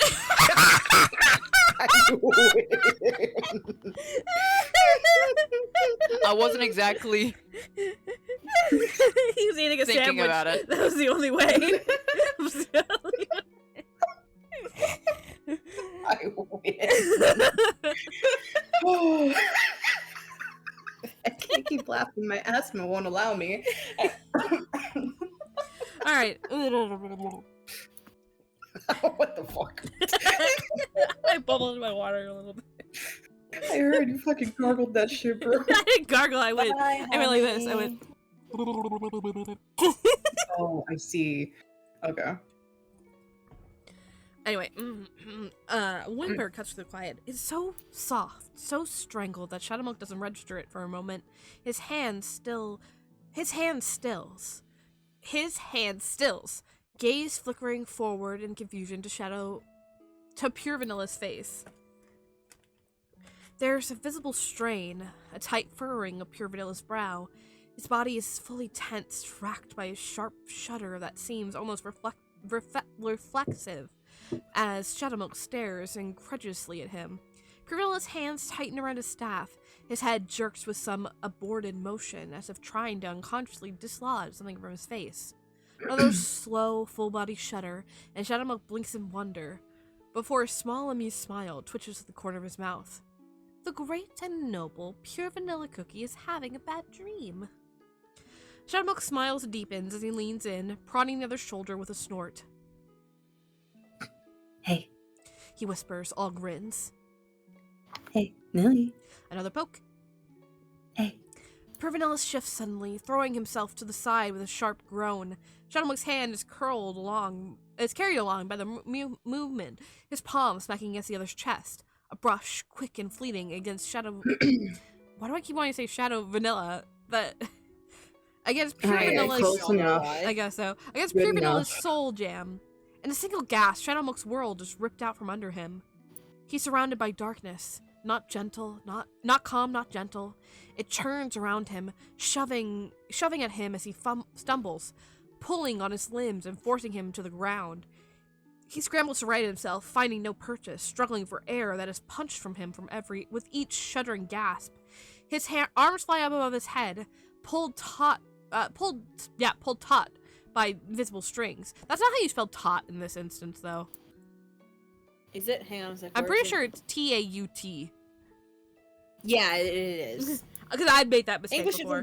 English isn't their first language. It's surprising it took this long for us to catch a Man, typo. they use so many big words for not having English as a first language. Jam and Jambound is song. I can't tell if they're Korean, if they're some other I don't know what they are, but they know many languages. So I am always like, you know what? Yeah.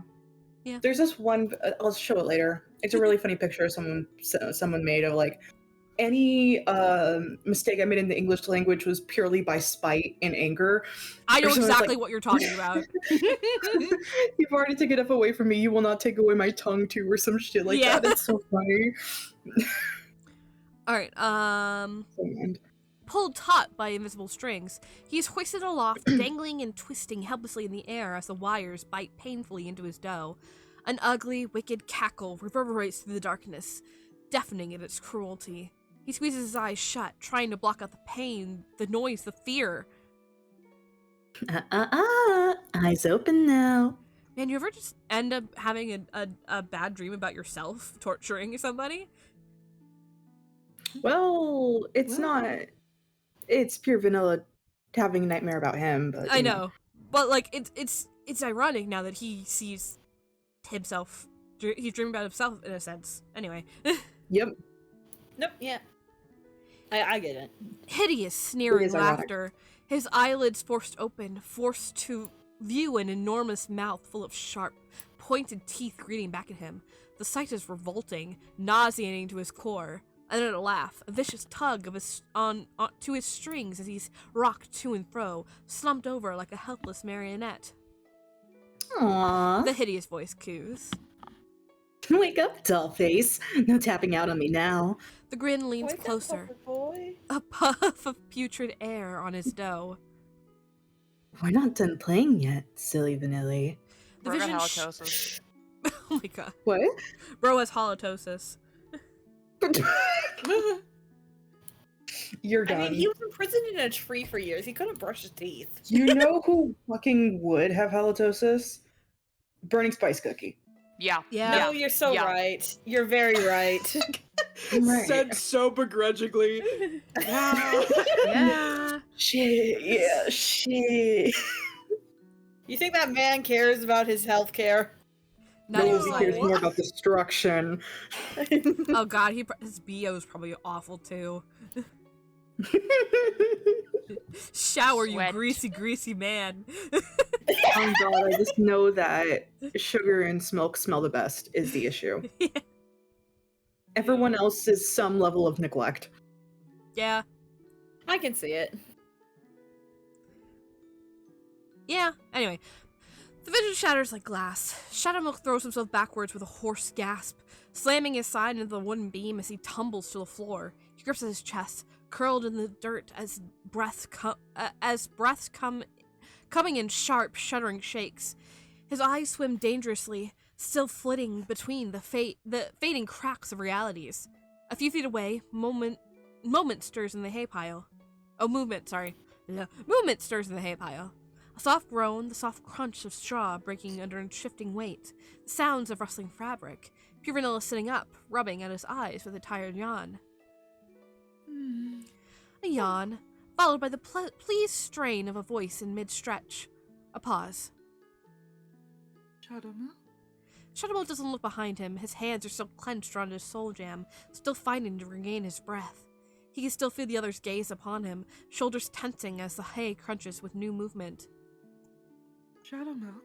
Pure Vanilla's voice carries new urgency, then hurried footsteps. A shadow casts as Pure Vanilla kneels beside him. Shadowmilk, are you alright? Liar.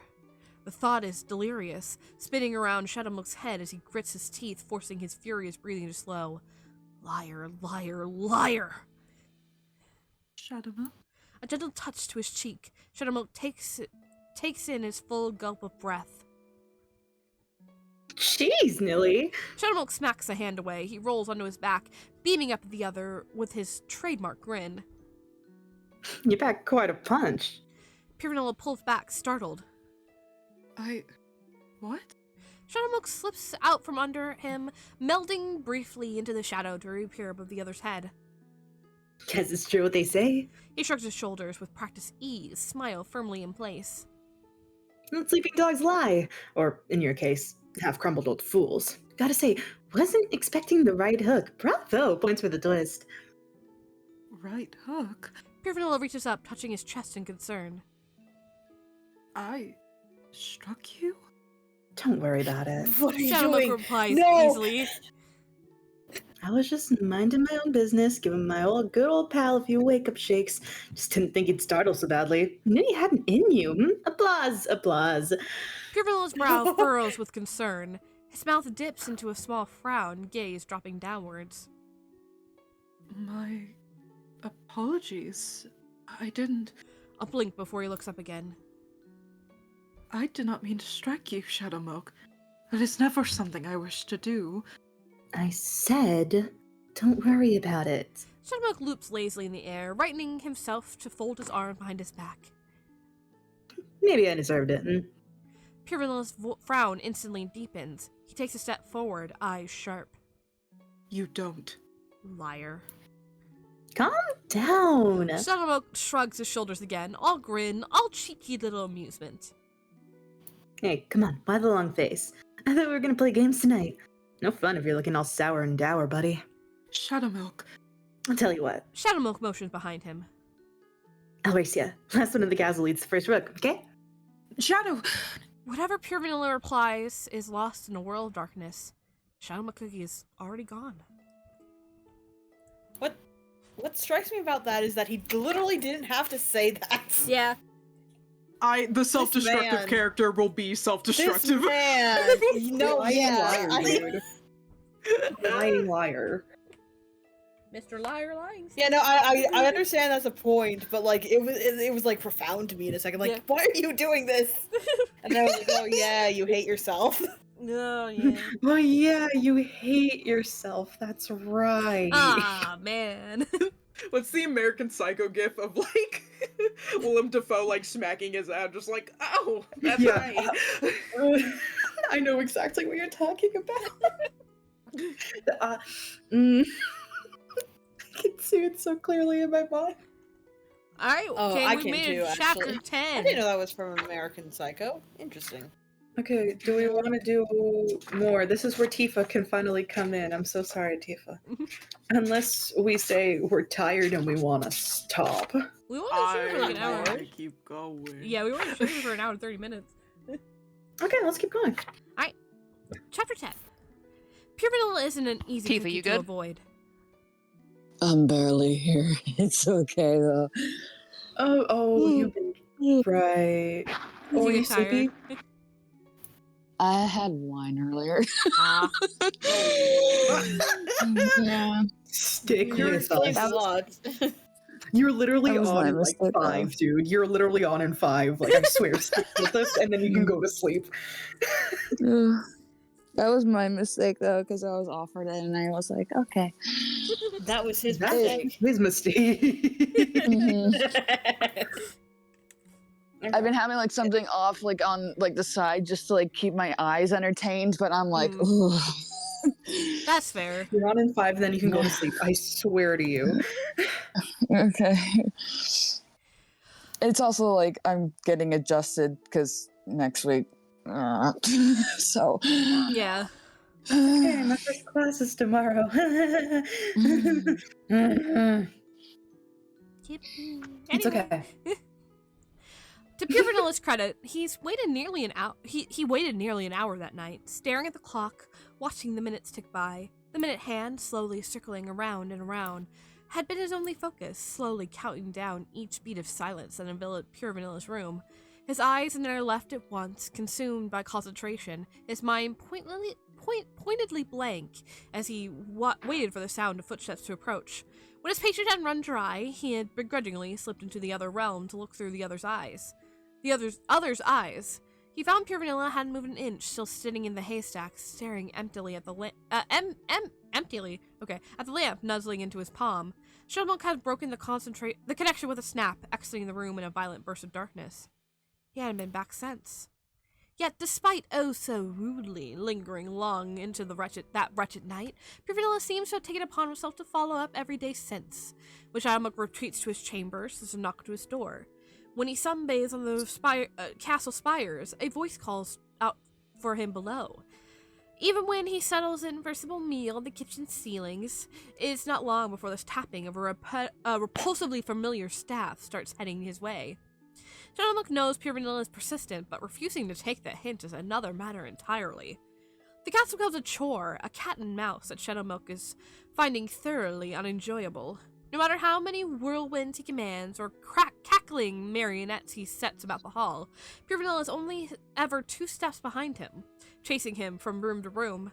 Shadowmonk's name is perpetually on the other's lips, a ringing call that Shadowmonk has no intention of answering. He leaves again. Not far. Not terribly far, anyway. He wanders the markets as a child, swiping anything that catches his fancy and discarding it minutes later in boredom. He drinks in the crow's nest and inn as a sailor, gulping down bitter brew that numbs his mind and paying with coins that melts into nothingness the moment he leaves.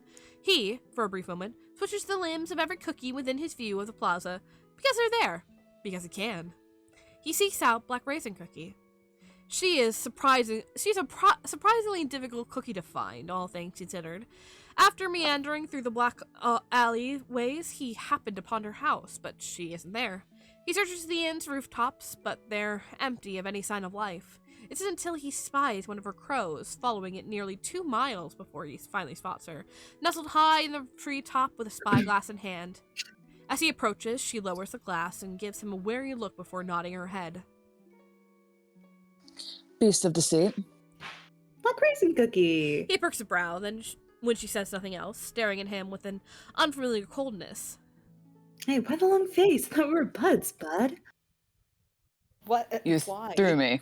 Ah, right. Call it a friendly nudge. Shadowmook settles on the branch next to her. She gives him a wary stare, not moving an inch. Oh, come on. She continues staring. Shadowmook rolls his eyes before flashing her a toothy grin. All right. She's so touchy. Won't happen again, okay? Pure raisin cookie, damn it. Pure raisin cookie. Black raisin This is the cookie. shit child name. Black raisin cookie gives him an open once over before lifting her spyglass, returning her gaze to the sky. Why are you out here? Why are you? Shadowmook counters. Looking for more avian friends to add to your collection? You know, there is such a thing as a crazy crow lady. Scouting. She turned her glass to the right, leaning forward slightly. Cake monsters were spotted nearby a few nights ago. Shadowmook tilts his head. Up here? Vanilla Kingdom's kind of high up in the sky for that, don't you think? What, they got wings now? Could be. Or someone's letting them in through the portal below. They fly now. They fly now. They're fly now. Where's that from? Star Wars. Star Wars. It's a meme because it sucks. I see. A shrug as Shadowmook So shifts on the branch. Don't look at me. You were considered. Shadowmook grins. Aw, you really are a flatterer, you know that? Black raisin cookie lowers her spyglass, giving him another once-over. You haven't answered my question. Why are you here? Her stare is suspicious, yet tinged with some strange hint of amusement. You two fighting again? Shadowmook's eyes narrow. Excuse me? Black raisin cookie shrugs. It's why you hung out with me last time. We're... There was no we. I am not fighting with anyone. Shadowmook kicks one of his legs in irritation. Can a poor handsome beast get bored from time to time without the third degree? I thought we were best buds now. You're hurting my feelings. Why did you think that? Black raisin cookie turns her gaze back to the sky. What the fuck are If you doing? say so. Oh, hold on. You guys need... I'm fucking scared. What the hell are you doing? I looked up and saw this. Uh-oh.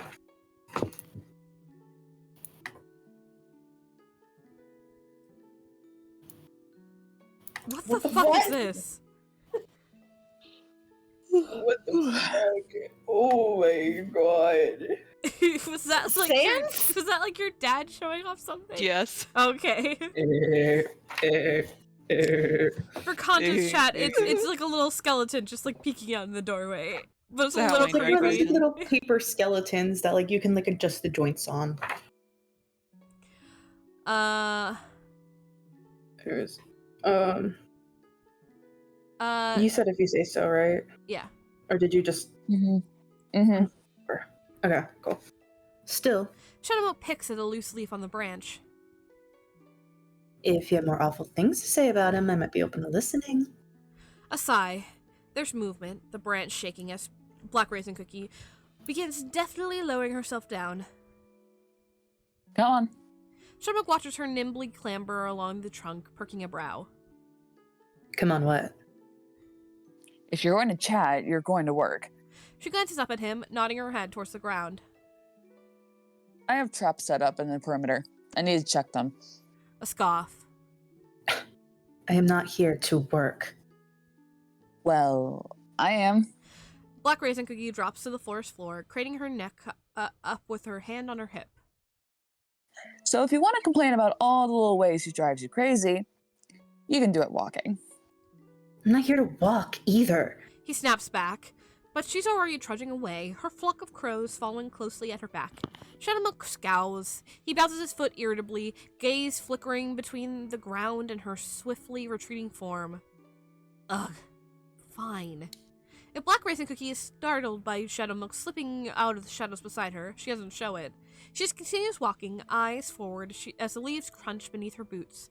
There's a half glance, a cursory nod, and then she's waving between the trunks, set on a path Shadowmilk's clueless to. He follows, but he's not happy about it. Where are we going? North. Black Raisin Cookie ducks under a low-hanging branch, holding it aside as he passes beside her. But that's not what you're here to ask me. Shadowmilk perks a brow. Getting straight to the point, are we? I don't enjoy beating around the bush. A hop over a fallen log before she glances back at him. So, go on. What's he done this time? I never said there was a him. Sure. Shadowmilk's mouth twitches. He's not sure if he wants to scowl or grin at her boldness. You were a lot more fun when you were tipsy, you know that? That's great. I'm sure I was. That's great. Unfortunately, I don't drink on the job. Black Raisin Cookie beckons him past a curved trunk. This way. A hum as Shadowmilk curves through the air after her. There's a moment of silence, broken only by the sound of sticks snapping beneath her boots before he remarks. You're not afraid of me, are you? I never said that. Black Raisin Cookie doesn't look back at him, gaze set firmly forward as she walks. Any cookie would be a fool not to be wary of you. Shadowmilk tilts his head, considering. You don't act like it. What would be the point? As I said, you're not my fight. So, what? Shadowmilk drifts closer, hovering her head as she continues to stare forward. Transactional civility? You pretend to play nice so I don't crumble you to bits? Gotta say, the odds are not in your favor for that one. Black Raisin Cookie swiftly ducks, weaving to the side to continue her path. Shadowmilk tisks under his breath. There's another long pause, 3 heartbeats of silence before. 2 things can be true. Shadowmilk cocks his head. Black Raisin Cookie places her hand on a rotted out trunk, finally looking back at him. It's in my best interest to get along with you. She says bluntly. I gain nothing from drawing the ire of a foe I hold no real weapon against. Typical. Just as he suspected. But She continues suddenly. you have also not given me a reason to be hostile to you in the first place. A pause. Aside from throwing me, I have no quarrel with you. A scoff. Shadowmilk rolls his eyes. What, you be nice just cuz? Yes? She raises a quizzical eyebrow. Why? Do I need an excuse to be nice to other cookies? Do you need excuses? Shadowmilk blinks, then swiftly narrows his eyes. That's not why you're playing nice. He hisses back. You're doing it out of fear. If you were powerless, I'd still be polite. Black Raisin Cookie turns away, continuing on her path. More so, probably. As I said, you've given me no reason to dislike you outright. A pause. Aside from... Yes, the throwing. Shadowmilk snaps back. What if I did give you a reason, What then? Black Raisin Cookie glances back, her footsteps falter momentarily. Are you threatening me? I mean... Shadowmilk slips through the shadows, reappearing before her in an instant. To her credit, she does not flinch. What if I had hurt you? What if you had every reason to hate me and every tiny little crumb of your being? What then? He leans closer. She tilts her head away, eyes narrowing with a grimace. Are you still gonna play nice? The air around them darkens, and his narrowed eyes track her uneasy swallow. Will you pretend? Submit to your own powerlessness to stop me, and pray I fall for your pathetic little niceties instead? Is that your wretched little plan? Black Raisin Cookie watches him warily. Every inch of her body is tense, yet she holds his narrow gaze with surprising tenacity. They do not move. The wind rushes past them, rustling her hair as her crows caw overhead. This isn't about me, is it? The darkness drops. Shadowmonk scowls, floating backwards as he crosses his arms across his chest. Black Raisin straightens up. She gives him a open once-over, but says nothing, turning on her heel to continue her trek. Annoying. She must have learned it from him. The rest of their journey passes in silence. Black Raisin Cookie offers nothing, and what little Shadowmonk irritably comments on, she responds with short remarks or distracted quips. Her concentration is on her surroundings, eyes scanning the area as they move from clearing to clearing, all decorated with traps. All empty. Shadowmonk gives the latest contraption a glance, passing once over, as she turns it over in her hand and sighs. It's a simple cage, a jelly haunch dangling from a string within, covered in leaves to camouflage in the forest floor. Pitiful, haphazard. Is she even trying? You'll never catch anything like that. He remarks dryly. Shadowmonk looks up. Or, no, the Shadowmonk just talk. Black Raisin Cookie looks up. What? They're extremely effective. Shadowmonk perks an unimpressed brow. For what? Small game? A pause. Black Raisin Cookie's expression wavers slightly. Well, yes, that's what we use them for. A sigh, long and theatrical. Shadowmonk shakes his head and spreads his arms in dismay. Or spreads his hands in dismay. My dear girl, what are they teaching you in school these days? Black Raisin Cookie scowls. I'm not a trapper, all right? My job was to guard the village, not hunt for it. She motions to the cage. What would you do differently then? Shadowmonk leans forward, arms behind his back as he studies the apparatus. For one thing, He remarks. cake monsters are hunters, not scavengers. You're not going to gain their interest with old, rotting meat. You need something alive. Or at least something that gives off the illusion of liveliness. A glance at the cage before Black Raisin Cookie's looking back at him. Like what? Shadowmonk tilts his head, considering. Something mechanical, perhaps. A cutout of a cookie that turns back and forth on a piston. A lump of dough that moves and shakes on a hook like an injured animal. Or if you can't get your hand on anything like that, maybe it was something small. Rude. And disposable.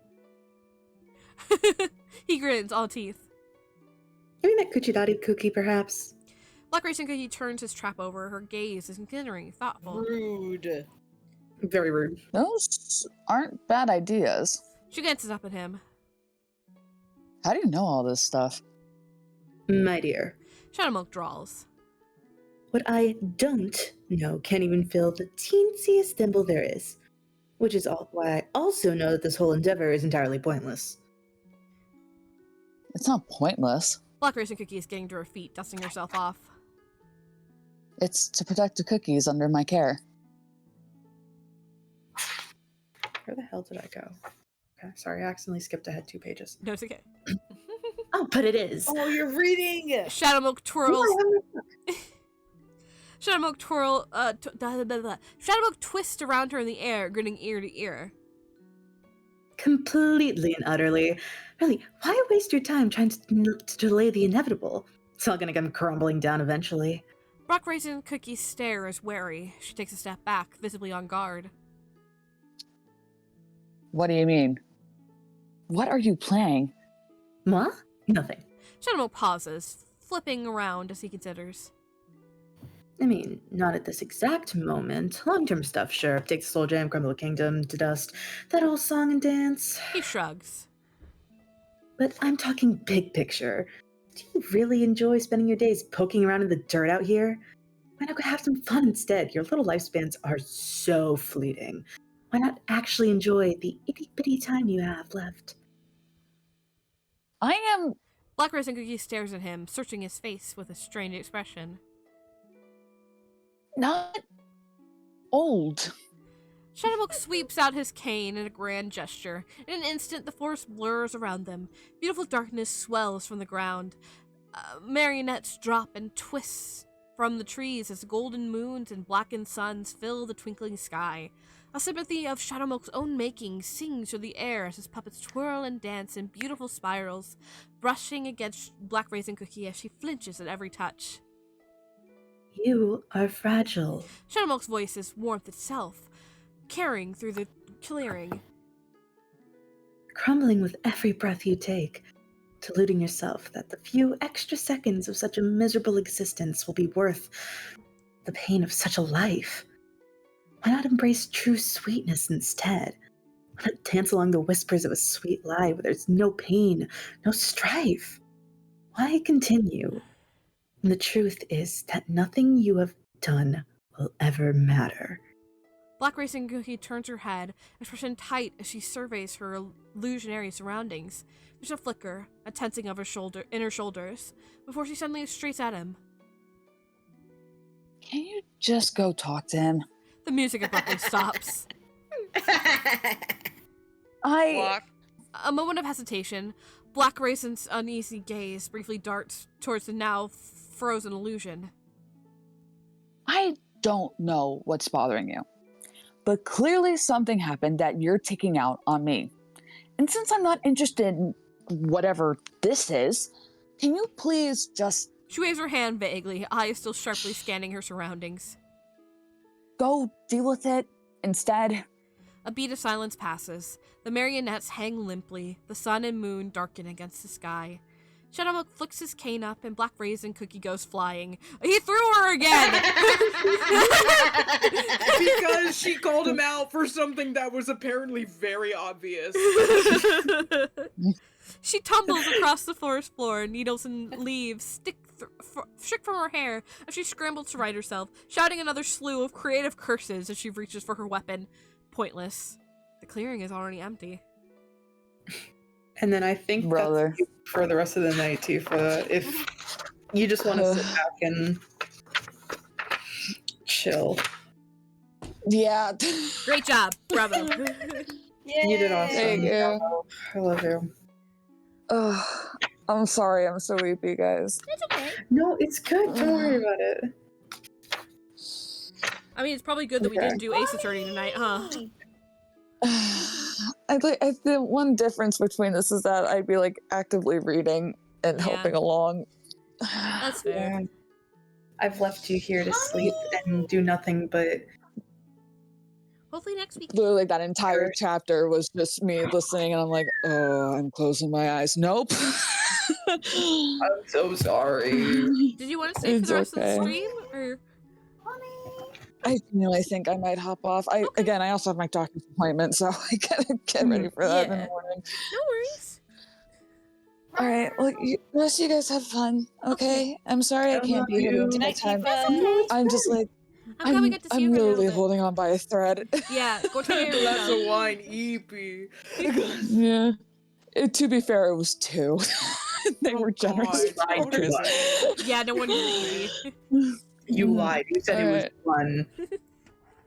fun. I think I said, what did I say in You just said stream chat? I had You wine. Oh, wine, I not am- wine. I am drinking. That's what I said. All right, You you had wine, not one. I you misheard. guys have fun. Continue with your bits. Is it? We will. Love you. Love Thank you so you. much. Love Tifa. you. Good night, stream. Bye. Night. Okay. Okay, we can continue going. I think we will probably not go to chapter 12 today. But we That's okay. should probably get through this one and 11, I will say, because those are pretty back to back. All right. Got it. The cost of immortality comes with a price heavier than Shadowmilk has ever been willing to pay. It is, however, a small comfort that sleep is not technically a requirement in its continued existence. Shadowmilk does not detest sleep, far from it. From the moment of his creation to his current miserable existence, there's always been peace to be found in its arms. To curl and warm himself beneath the sun's rays, to cloak himself in blankets and burrow against the chilliest nights. When cursed with overwhelming knowledge, the chance to simply shut his eyes and slip away to temporary oblivion was a luxury he treasured deeply. Which is why it is now all the more annoying that it so viciously eludes him. There are still plenty of places to settle in. Pleasant spots of darkness, warm patches of sun, comfortable beds, and empty inn chambers. Shadowmilk tries them all, tossing and turning as he wills his eyes shut and grits his teeth, waiting out his breath to settle, for forced darkness to take him and grant him some fleeting relief. it does not come. Silvery marionette strings dance beneath eyelids every time he tries. Echoes of long-gone cackles reverberate in his dough every time Shadowmilk even comes close to slipping away. It always ends the same way. The heartbeat quickening, embers of rage sparking as that accursed vision flicks and shards across his mind. He tears off the darkness, the covers, sinks his claws in anything surrounding him in a blind rage, and rips. He finds a new spot. He tries again. He fails. There's only one location he hasn't attempted, one location he is loath to even spare a passing thought to.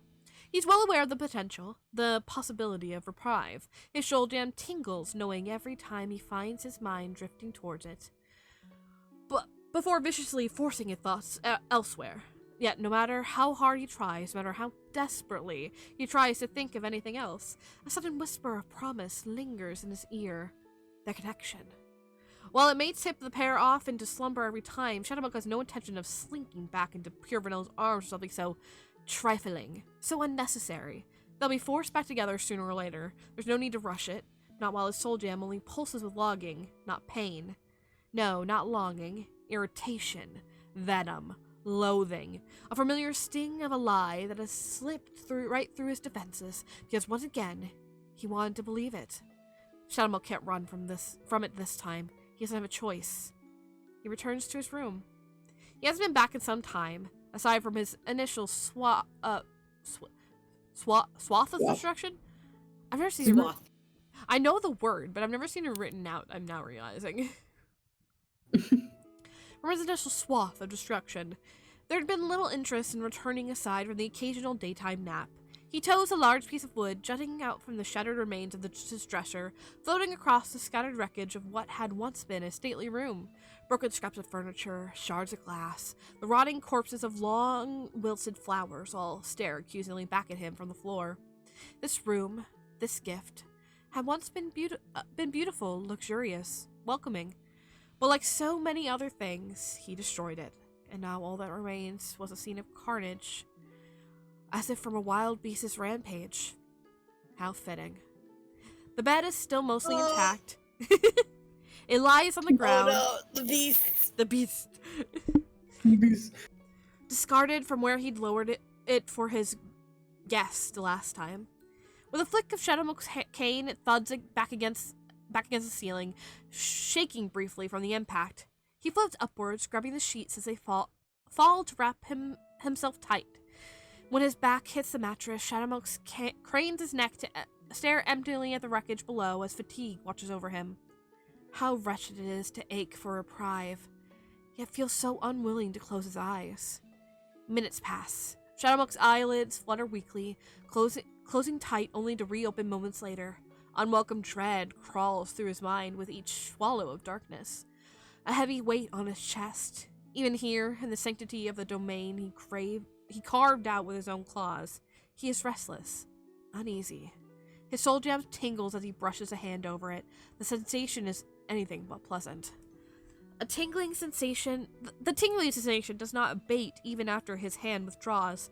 Unfortunately, Shadowmilk is not given long to wonder why. As he tosses and turns, twisting the sheets this way and that, the sensation graduates to a flurry of electric sparks. His breath catches, eyes clenching shut as he exhales through gritted teeth. A sense of foreboding is itching in the back of his mind, as some foul presence is bearing down upon him. Tap, tap, tap. Ah, well, he hadn't been wrong. Shadowmilk's hands twist in the sheets as the sound of Pure Vanilla's staff carries in the darkness. The rhythmic beat echoes with the angry pulsing of his jam. The other footfalls are the tolling of his death bell, a forewarning of what is to come as they slow and stop just outside the door. A knock. Gentle. Hesitant. Shadowmilk? A sharp exhale of breath. Shadowmilk says nothing, refusing to open his eyes. It's pointless to pretend. He can feel Pure Vanilla's presence this strongly through the door. The other already knows he is here. How had he known to come? Had their connection grown this strong to be able to sense him from afar and come running to his side? Or was this routine? Had he simply come here every night and on hope alone, knocking and waiting for an answer from an empty room? Another knock. Shadowmilk? He refuses to answer. A pause, silence reigning between them. I'd like to speak with you. Shadowmook rolls his eyes beneath closed lids. Of course. More talking. That's all they ever do. All his life has become. The door handle turns slowly, carefully. Shadowmook can practically taste the hesitation radiating off the other as the door creaks open, light spilling into ruin his perfect darkness. A tap of a staff, a single step forward as the door abruptly creaks shut. Shadowmook can feel the other's eye upon him, but as long as he keeps his own shut, as long as he makes not a single noise, all Pure Vanilla will see is a sheet-wrapped blur, locked fast in slumber. Unconscious and an easy role to play, and Shadowmook is nothing if not a perfect actor. I know you're awake. Crap. Pure Vanilla staff taps... Pure Vanilla staff taps loudly as he crosses the room. The careful footsteps, the scraping of shattered wood being moved aside, all grate on Shadowmook's ears. The other's not leaving. If anything, it sounds like he's settling in for the long haul. Shadowmilk. Pure Vanilla's voice is directly below him now. Please, I need to speak with you. A sigh, long and low. Shadowmilk still keeps his eyes shut, rolling onto his side to put half his back to the other. A clear dismissal. A hint that is impossible not to take. I wanted to talk about what happened. Shadowmilk rolls his eyes again. This time, he reluctantly cracks open a single lid, if only to send the obnoxious pest an irritable glare. Seriously? I am trying to sleep here. Come back later. Or preferably never. You've been avoiding me. Pure Vanilla's meeting his gaze, a trace of reluctance in his own. This is the only chance I've had in days. I'm not avoiding you. Shadowmilk closes his eyes again, turning away as he tucks his sheet up to his chin. I am uninterested in you. There's far more to experience outside these disgustingly shining walls and the poor company of a half-blind fool. Pure Vanilla's silence stretches. Shadowmilk can hear the rustle of his robes as if the other's shifting in place. Then quietly. Do you truly find me poor company? Shadowmilk shrugs. He refuses to take the bait. Refuses to bow to the melancholy pulse in his soul jam. Hate to break it to you, Nelly, but you're not exactly the crowd pleaser you think you are. I mean, asking for my time, then not even bothering to show up. Not exactly racking up the positive reviews here. I'm sorry, Shadowmilk. Pure Vanilla audibly takes a step forward. I did not realize you would truly be waiting for me. I had thought you would not wish to see me. I don't want to see you. Shadowmilk reopens his eyes, sitting up in bed so he can look Pure Vanilla dead in the eyes. Is that not clear? I feel like I've made that pretty clear. Pure Vanilla's gaze is pained, his neck craned upwards as Shadowmilk glares down at him from above. Why? A simple question, one that Shadowmilk has, through several nights of eluded sleep, well prepared for. I don't want to play with you anymore. Pure Vanilla's gaze falters.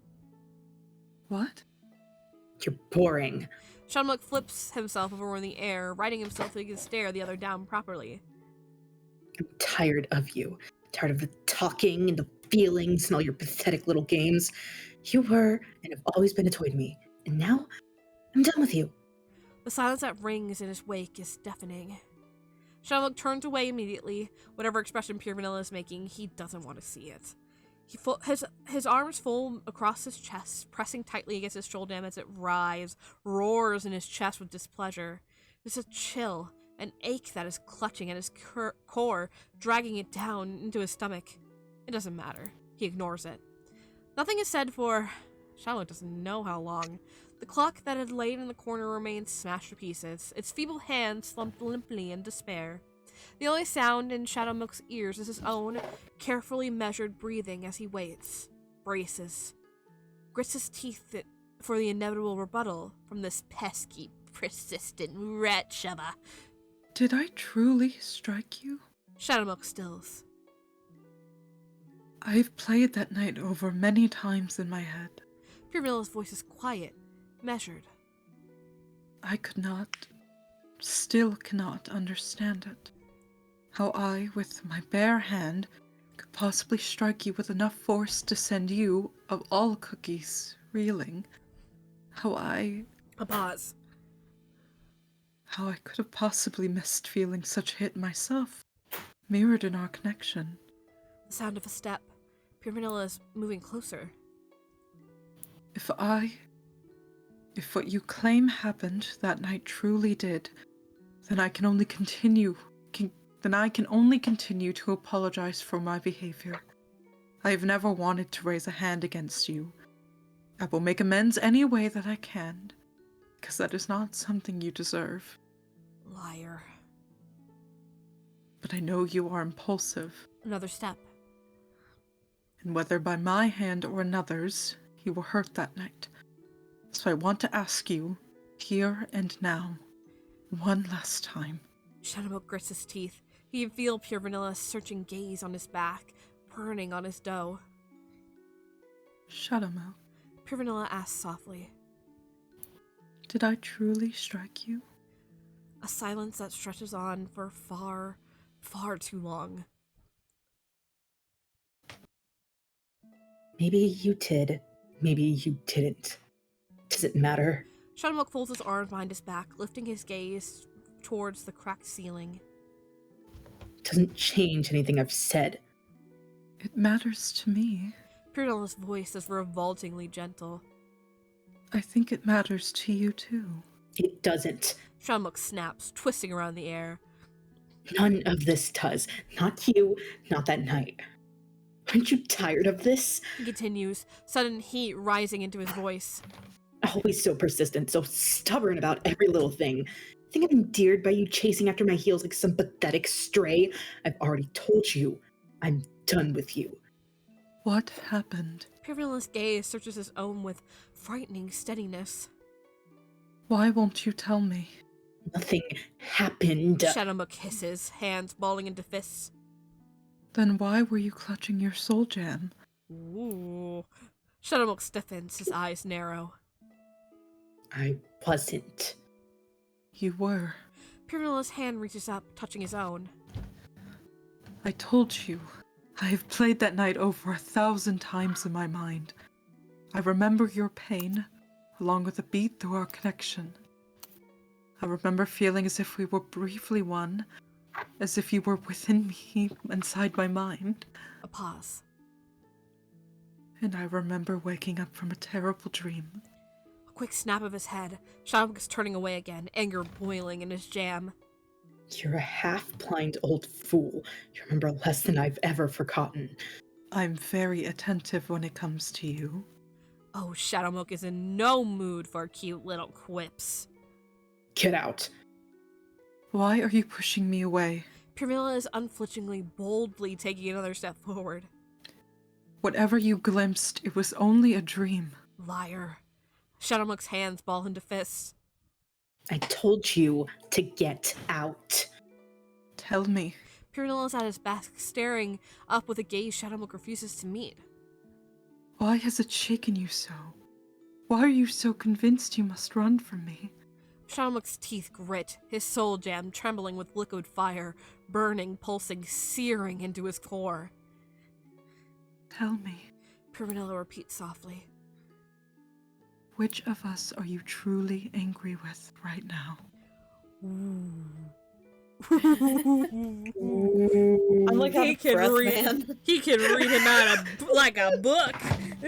It's just crazy. Oh, I need water. The silence that follows is deafening. It crawls along Shadowmilk's dough like rivets of ice, seeping in as something dark and dangerous settles in his chest. Pure Vanilla's presence is flickering light, one that the darkness swiftly filling the room is all too eager to snuff out. Shadowmilk? Hesitance, a note of unease. You know, Shadowmilk's own voice is strange in his ears, an unpleasant drawl that oozes like slime. something's been bothering me. Pure Vanilla audibly shifts behind him. ever since we started this little Shadowmuk clicks his tongue. cohabitation of ours, you've never once called me by my name. What? Confusion. Curiosity. Shadowmilk. Not that name. Shadowmuk turns, arms behind his back as he gazes down at Pure Vanilla with an eerie smile. My true name. The name that defines all that I am. Pure Vanilla's brows Oh. brows knit, a look of puzzlement. Then realization dawns in those pathetically milky eyes. There it is. See, Shadowmuk continues, floating closer as he leans in. I can't help but think that that's the root of our problems. You telling yourself sweet little lies and trying to pretend that you don't see what's right in front of you. I've said it before, you should really get more comfortable with those ugly truths you're so fond of. Pure Vanilla's grip on his staff tightens. He holds Shadowmuk's gaze, but there is uneasiness in his stance, trepidation in his brow. Go on. Shadowmuk cocks his head, a perfectly sculpted smile on his face. Say it. Silence. A swallow as Pure Vanilla stands his ground. Say my name, Pure Vanilla Cookie. A blink. Shoulders squaring as Pure Vanilla inhales a breath. Shadowmilk cookie. The claw that slams into the floor startles even Shadowmuk himself. His blurring vision slowly traces the appendage down lines of glistening black fur, twisting and trailing back to his own shoulder. Huh. It's been a while. Okay, this music is too soft for this. Yeah, I was gonna tell you. Hold on. My mind's I like know I've stomach got is something twisted better. in knots. What is that? I might sound like an idiot for this. Mhm. I don't get it. He I wants think like he Pure- wants him to call him the a beast. beast or something. Oh. Correct. Oh. I could only see up to like the shadow milk cookie part, so I'm like, did you want the cookie added on? I don't get No. I'm trying to find a good fucking. Hi audience. I know this is really, really like crazy, but we kind of need something that Here. fits this vibe. This is most fucked up for Cry, to be honest. I'm gonna run an ad. Why? Why me? I just because you're like, oh my god, what's happening? Yeah, they're so locked in. I'm surprised. I've had half a dozen like smarmy comments in my throat that have just died. like what? I don't even remember them. They've been pulled out of my head by all this angst. I think Pure Vanilla needs to Yeah. leave this guy. He's got This is a toxic relationship. It's almost like that's what the thing Whoa. is about. Yeah. It's almost like we're in chapter 10 of 32. Wow. Wow. I'm trying to find the right fucking. I just can't run an ad so we won't get It's blocked so again. fucking hard, dude. Maybe I should go get more water. Wawa. Wawa. I really want a popsicle. We Oh, otter fucking have pop. I have a pineapple popsicle that I don't know if you guys know this trend, but if you get like popsicles and if you wrap a like fruit roll up around it, it like hardens. I didn't know you were gonna say fruit roll up. Because I'm white. No, I thought that'd be like a banger combination. I found out that blue raspberry and pineapple go very well together. My mouth is watering a little bit. I'm like, Nice. oh, what one? I'm literally gonna go get a popsicle right now. I can't get There's one on the some- narrator. There's some fucked up OST. Well, we're on an ad, so you too can't- bad. Yeah. Oh yeah, I can't eat a popsicle in a minute. I might need to do a thing here in a little bit. Do I need to voice anyone like coming up soon? No, I think it's just me and Art right now. Oh, okay. I think so.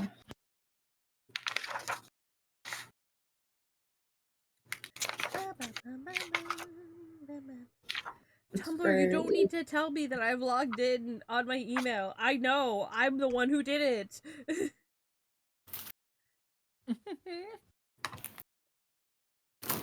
I'm back. Welcome back. Mela. Oh, this one's good? Okay, let me get it. ASMR. Crystal opens a fruit punch popsicle. Oh yeah, that's works. Art, can I fucking just send this out of context? Just like the last Yeah. few things. Yeah, I I'm mean, not you gonna can share show the them. context too, but like, Okay. I think like the bottom half is also really funny. it's really I'll good. send them the whole context, but I'm gonna send them fucking when I said first in response because it's really funny out of context if you just look at that. Okay, I am confused. Yeah, I gotcha. I am confusion. So again, first just What the was no such a context huffleism to what I just there? just said to God, I hate you. And You're so As of- attentive. I hate you. this is the whole what I said. Oh. I hate them. I hate you so much. I fucking hate you. Fucking dead to me. I hate you. I hate you. I hate you. Brah. No, the minute I saw this and then we made these fucking characters was like, that is never a word that's going to leave his mouth. I love that actually. That's great. He's like, I don't know who the fuck that is. That's not my boy. Oh wow, I've never heard that phrase before in my life. Me.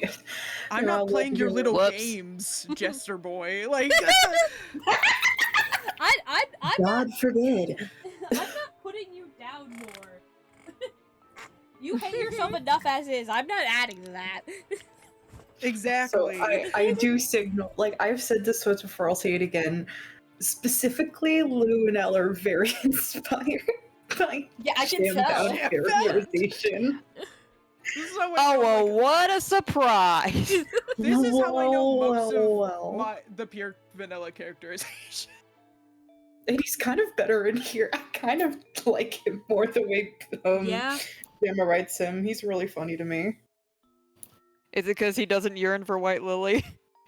No, he still loves her very much. You'll see that later. Good. I like your. It's just He's he's a little more snippy with it. It's kind of funny.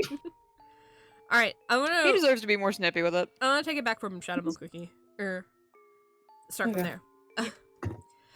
Okay. The claw that slams into the floor startles even Shadow Milk himself. His blurring vision slowly traces the appendage down lines of glistening black fur, twisting and trailing back to his own shoulder. Ah, it's been a while. Pure Vanilla's gaze has widened. Shadow Milk cranes his neck back, feeling his body twist and contort as pain and striking numbness intertwine in his limbs. His hands, massive and clawed, sink into the floor, cracking and sending shards of tile scattering beneath his grasp. His teeth, bared in a snarl, elongate in his mouth, a snout that is far too long, too curved in wicked defiance. Bristling black fur spreads along his limbs as his back arcs with a sickening crack, head scraping the ceiling as his body fills a room far too small to contain him. Darkness itself oozes off his body, splattering to the ground in slimy pools of ink that he bears down upon that small, repulsive light still flickering before him. Shadowmilk opens his eyes, his mouth wide, flashing rows of sickening fangs. He leans in, pressing the tip of his snout to the other's chest. He can feel Pure Vanilla's heartbeat, an erratic staccato, stuttered along uneven breaths. Say it. Shadowmilk rasps. His voice fills the air with sickening force, shaking the room itself. Say my name. Pure Vanilla's hands are clenched tight against his staff. His gaze is faltering, flickering between pathetic attempts to resolve, and the fear Shadowmilk can all but taste rolling off him. Still, he is silent. Still, he does not move. Shadowmook lunges forward, jaw unhinging. His maw surrounds Pure Vanilla on either side, a bear trap of fangs perfectly encircling the other, an open threat. His hot, furious breath that ruffles the other's hair as Pure Vanilla winces, drawing in on himself as Shadowmook looms overhead. It would be so easy. A single snap of his jaws, one strong bite. Shadowmook would be rid of him, rid of all of this. Just one bite, just one little twitch. That's all it would take. Say it. Shadowmook snarls, slamming his claws to the floor. Say what I am. Silence. Shadowmook waits, jaw poised, muscles aching for a release. There's nothing. Not a whimper, not a gasp, not a cry of submission or fear. When he finally tilts his head to cast his suspicious gaze down to the other, he finds Pure Vanilla still stood there, head bowed to the floor. He is trembling. The sight is foreign. Shadowmook shortly pulls his head back, leaning away as the fresh storm of twisting blackness tears at his core. His lips curl with distaste. His gaze averts to the wreckage of the room, vision blurred by... Shadowmook doesn't know. He doesn't want to know. Get out. There's only one thing he's certain of right now, the desire to have Pure Vanilla cooking anywhere but here. Shadowmook tosses his head to the side, his paws scraping against the floor as he begins turning away. His body's too large, too trapped in such a small space. The walls crack and splinter, his fur tugging for the friction. No, not the walls. There's a hand clutching onto him. Shadowmook rears back, a furious snarl on his lips, but Pure Vanilla's grip is firm, pulled up by the movement as the other clings to the fur on Shadowmook's chest with both hands. A shake, a vicious swing of Shadowmook's head as he tries to dislodge the other, crashing onto his side as the room quakes from the impact. A desperate gasp rips from his throat as the feeling of his hand grabbing his brooch. A touch firm and relenting as Shadowmook howls his defiance. It's too late. Clink. So is he like upset that he's a beast, or I feel like he has complicated feelings. he did it to himself? He's looking for confirmation that he is a bad person. Okay. If you say that out loud, then it's true, because that's the truth guy. Yeah. So he's like... And yet here he is, not saying it. Yeah, he's like... Stupid. Don't... Because he's stubborn. Yeah. Yeah. He's like, especially after that dream, he's like... He's only ever sees me as a beast, and all of this time that we've been hanging out, playing games, inviting to his castle, all this, like, fun we've been having is a lie. Because he's still scared of me. Because I'm a beast. Yeah, well, doing this ain't gonna help that either much. No, he's You'd be self-destructive in a way. surprised at how resilient Pure Vanilla is. Yeah. Yeah. I mean, he does not falter. Yeah, bro does not falter. He does not. Bro does not falter is a good thing. I like Bro does that. not falter is a good thing. All right, here we go. Good phrase is what I meant. Is this Spire music still pretty good to keep going? I think Okay. so. And then I'll give you a thing here in a bit. Okay. I'm pretty sure. Either way, I'll have it Alright. set up for when we need that. Let's keep going. Chapter 11. There's no gentleness in this descent. Shadowmook is thrashing, crashing through layers of darkness below that break like jagged rocks against his dough. He shoves and snarls, all teeth, all fury, trying to dislodge the presence clinging to him. Light, warm and desperate, wrapping tightly around him even as he roars his fury to the sky. The fall is dizzying, sickening, down and down, slipping deeper and deeper as twisted reality fragments surround him. His vision dances with spots of light, amber, white, pink, and black, all blending and swirling around him in blinding speed. He can't see, can't think, scrambling to regain his senses, his self. He throws his head back and screams, and the light falters. A flicker, a momentary lapse. It's enough. Shadowmook grasps at the darkness around him, throwing himself into its depths. In an instant, the sensation is gone, slipping away as he hurtles downwards into oblivion. The dream swims around him, formless blurs taking hazy shapes as the sea of black melts to sky. His side hits the ground, hard. Shadowmook forces himself up on trembling limbs, chest still heaving with scattered breaths. The ground beneath his paws is a milky silhouette of green. A shifting blur that rustles along the same icy wind that shudders through his fur. His still, swimming gaze picks out the tall outlines of trees surrounding him on every side, pressing in close as he sways beneath the sunless sky. A flicker of light glints above the treetops. Shadowmook runs. The grass beneath his paws squelches like water as he sprints, diving through the forest head first. There's no thought, no course. He ducks, he weaves, he pants in ragged breaths, tongue lolling past his fangs as he hurtles through the woods like prey beset on all sides. Beset. He does not stop. Cannot stop. He can feel the presence on his back, pursuing him around every bend. Closer and closer it draws. The sickening, radiating warmth is unrelenting, unrepentant, bearing down on him with arms outstretched. Shadowmook throws himself to the ground. It breaks beneath him, shattering like glass. He tumbles forward into the black. He is falling. Sorry, again. I lost focus for a second. Did they like leave the connection? Did the connection stop? I think No, this is still a connection. Yeah. He's Oh, trying okay, to break it's a away, metaphor. though. Yeah.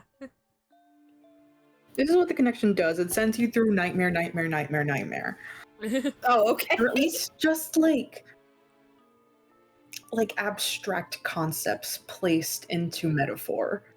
If that makes any fucking sort of, yeah. A little bit. Except it gives you more scenarios than a Mindscape would. The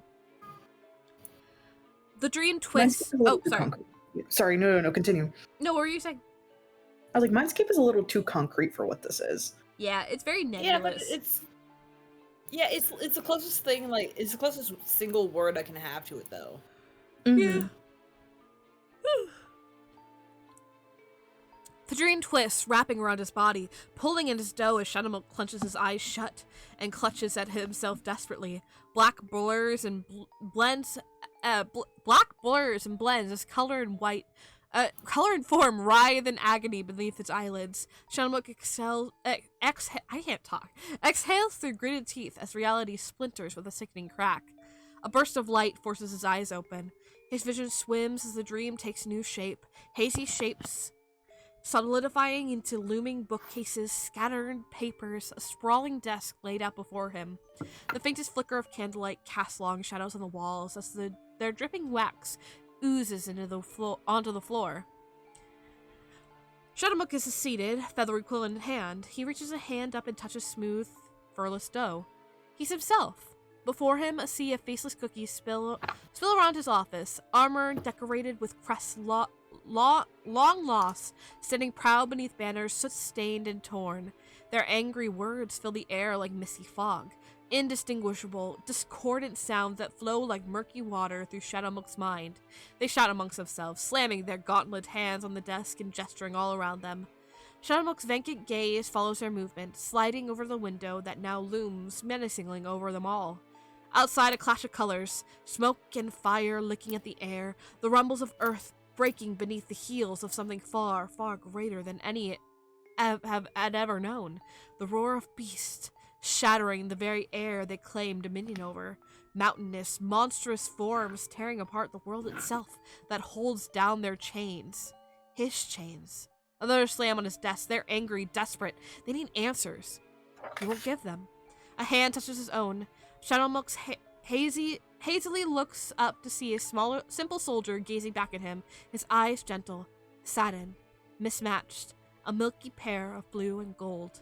Shadowmook tears his hand away, stumbling back. The dream melts away, darkness sweeping away every trace of color. The shoulder vanishes, the form scattering like dust as the same flickering light stands in its place.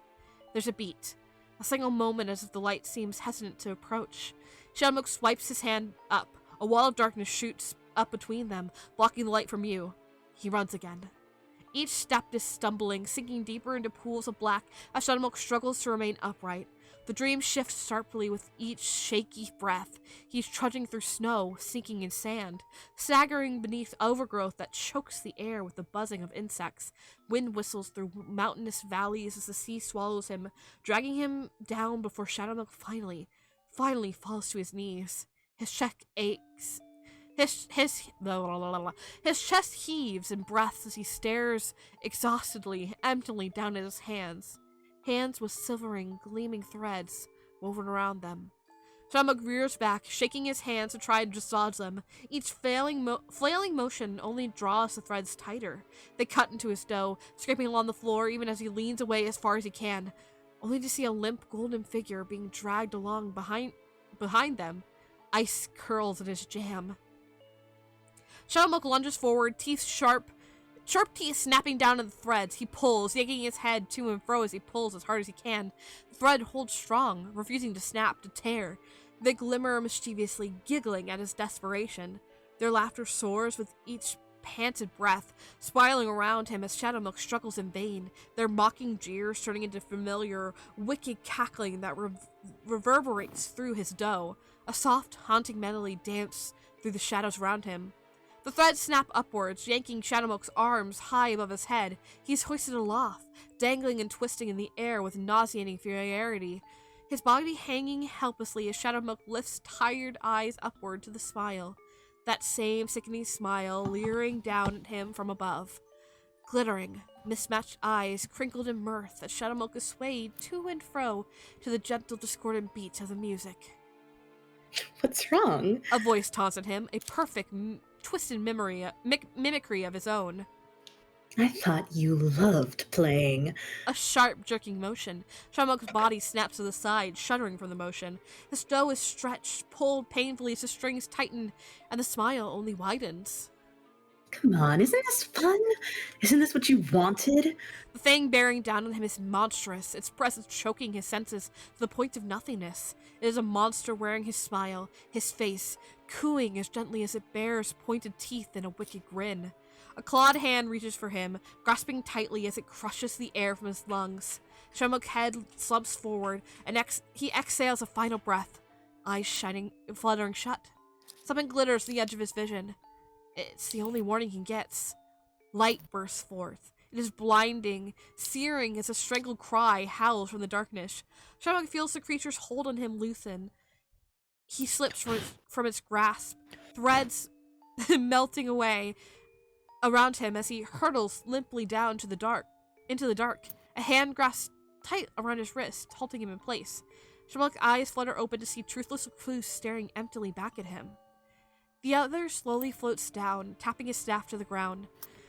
Shadowmilk is lowered down beside him, feet finding purchase in the darkness as he struggles momentarily to catch his balance. Through it all, Truthless Recluse holds tightly onto his wrists, cold gaze tracing the lines of Shadowmilk's face. He says nothing as Shadowmilk's breaths begin to slow. Fatigue, washing over him with aching exhaustion, settles deep in his chest. A short exhale. Shadowmilk lifts his gaze back up to the other staring back at him in silence. Shadowmilk entirely lifted his head, eyes tracing over the familiar lines of robes he styled himself, a perfect pattern for the perfect doll.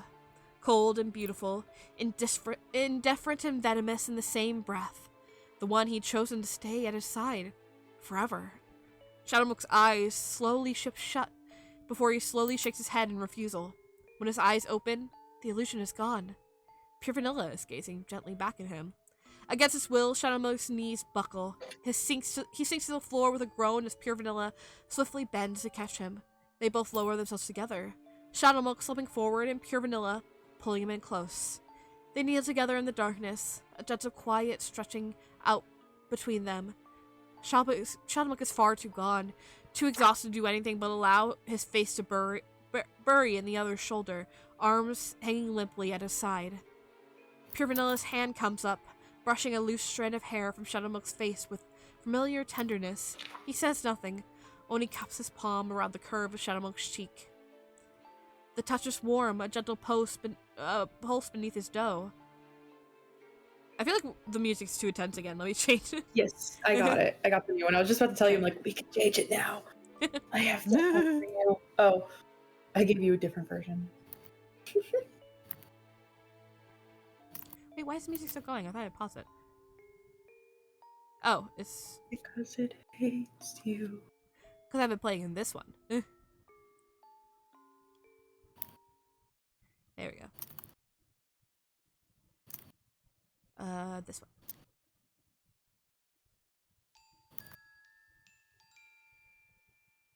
Let me loop it. There we go. Okay.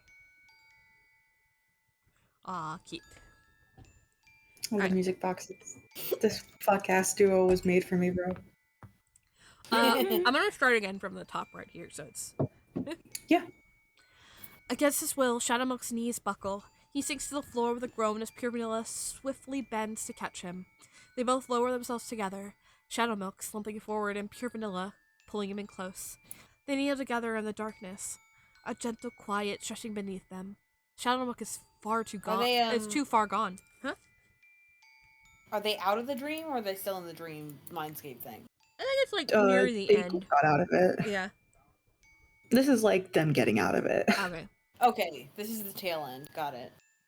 Mm-hmm. Shadowmilk is too far gone, too exhausted to do anything but allow his face to bury in the other's shoulder, arms hanging limply at his sides. Pure Vanilla's hand comes up, brushing a loose strand of hair from Shadowmonk's face with familiar tenderness. He says nothing, only cups his palm around the curve of Shadowmonk's cheek. The touch is warm, a gentle pulse beneath its dough. Shadowmonk is no longer dreaming. When he finally opens his eyes, the darkness around them has bled away. Hazy shapes of reality settle in around him as the tattered remains of his room slowly filter through Shadowmonk's mind. They are still kneeling together, surrounded by the scattered wreckage and freshly cracked floors, now crumbled from the weight of Shadowmonk's claws. His beast form has dissipated, melted away, and left him as he was, yet without the fur cloaking his body. The night air surrounding him carries a chill that is far too brisk for his liking. It's cold. Too cold. Shadowmonk shivers, drawing his shoulders up tight. Pure Vanilla simply presses in closer, wrapping Shadowmonk in the firm warmth of his arms. Quiet settles across the room, sweeping in through his dough as Shadowmonk allows himself to simply be held. There's no fight left in him, only exhaustion and the bitter taste in his mouth as Pure Vanilla's arms tighten with a gentle squeeze, as if to lock him in place. A pointless gesture. Shadowmonk's too tired to run again. A small sigh. Pure Vanilla's breath tickles gently at the side of Shadowmonk's neck. Pure Vanilla pulls back slightly, tracing his hand down to catch under Shadowmonk's chin and lifting it upwards, as if trying to encourage Shadowmonk to meet his gaze. Shadowmonk's eyes lid and avert. He refuses. A hum, soft and gentle. Shadowmilk? Pointless. Inane. There's no one else here. None but two wretched halves of a miserable whole kneeling among the wreckage. Another another tender touch, a hand stroking through his hair.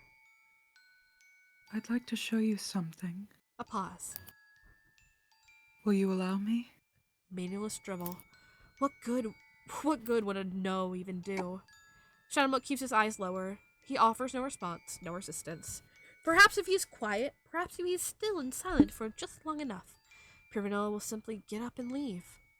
The hand settles in the nape of his neck. Please? Futile. Shadowmook's eyes slip shut again, and he dregs a resistance worn away by sheer exhaustion. Do what you want. He rasps hoarsely.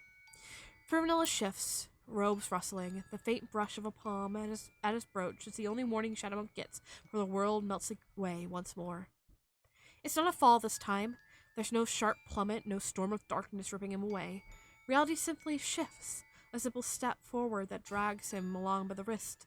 Scenes shift around him like a flickering screen, fragments of memories that flit away with each tired blink of his eyes. Images of the spire, the crescent moon, the twisting labyrinth of his own design sprawl out before him. He sees himself leering down with an ugly grin, cane in hand. He sees the shock, the fury that envelops him as the damnable light stretches out across his once perfect sky. The vision pushes him forward. Shadowmook stumbles, looking up to find himself standing in his own room. He watches himself sweep his cane, a swath of destruction erupting with a single twitch of his fingers. He watches as his double turns, giving a smile that is all teeth, all malice, until the scene blends again. He's sitting on a bed, hand gently cupping his own face, a face that is softened, quieted by reluctant acceptance. The images flip by quicker after that. A whirlwind of memory is wrapping up like gusts of wind. A plush held tight in his hand, a chess piece disappearing down the double's gullet, a laugh shared between them, a smile that is crinkled with mirth, not malice, warmth that settles in his chest. Anger, fury, searing light that battles the darkness grasping at his limbs, a cold stare from a familiar, beautiful woman that makes his heart flutter with confusion, longing and What? Lady No. Azure. He's seeing through Pure Vanilla's eyes. Mm-hmm. Pure Vanilla's like, wow, I'm bisexual. I'm sorry. It's like, wow, I'm beautiful. Wow, I didn't know he was Know that. bisexual. I'm bisexual. Longing and misery swirling in tandem as he stares down into a half-empty mug. His own smile again looming over him in bed, with a teasing grin and flirtatious twinkle in his eye, lying together, a hand tangling in his hair. Separation, reunion, bliss that swims along, a frightening warmth in his chest as he gazes down at his own sleeping face. A wolf's maw bearing down on him, fangs poised to strike. A glimmer of wetness in the corner of its eyes. Aww. Shadowmilk takes in a shuddering breath, his vision dissolves, melting away as reality reforms around him.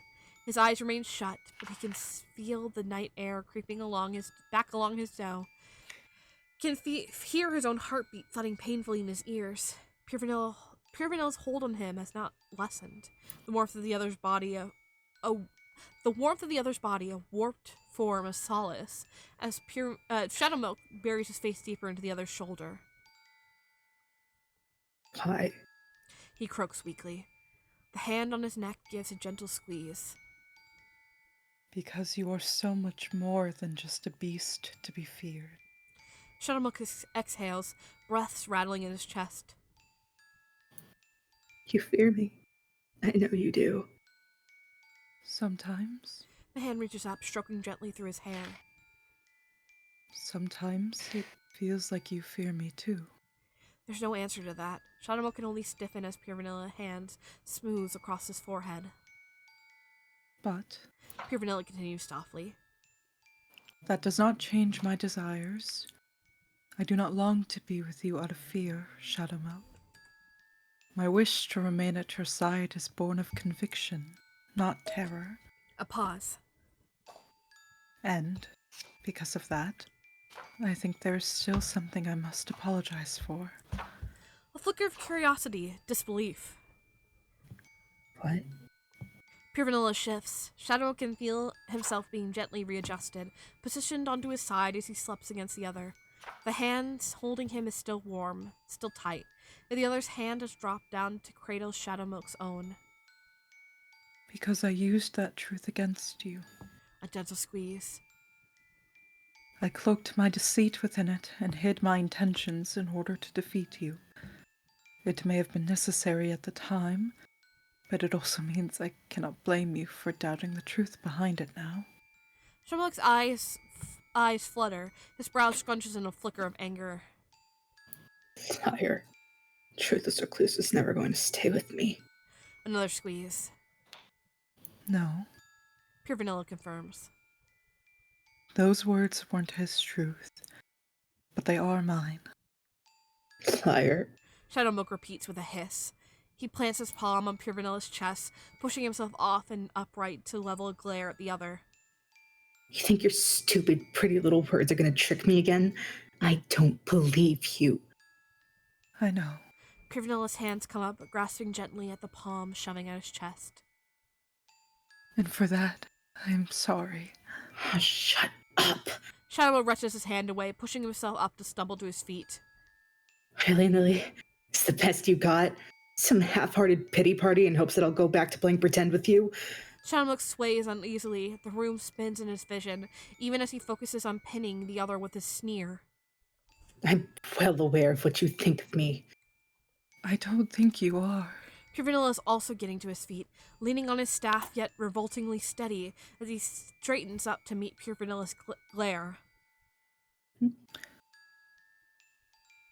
Or you would know that I've already forgiven you for my time in the Spire. Shadowmook's sneer deepens. Liar. Was it not you Pure Vanilla replies calmly.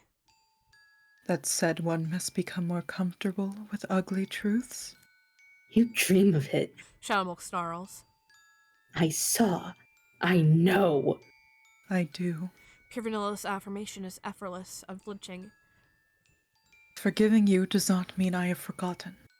It does not mean I was not affected. So what? Shadowmook sweeps a mocking hand out. The room tilts dangerously before he swiftly catches his breath. That's it? You just forgive me. Just like that. And you Shadowmook barks out a laugh. You expect me to believe that? Have your lies really grown that revoltingly pathetic? Pure Vanilla's gaze travels over Shadowmook with unnerving calm. Shadowmook bares his teeth in reply.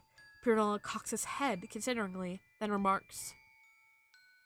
Do you remember the trick you played on me outside the Spire's gates? Shadowmook blinks, recoiling slightly. What? With the soldier. Pure Vanilla's gaze remains steady, his eyes lidding slightly. He was crumbling and I promised he would be all right. Even though there was no hope, I lied, because I believed that lie would bring more comfort than the truth in his final moments. A swallow, a nervous grin. Took that one to heart, did we?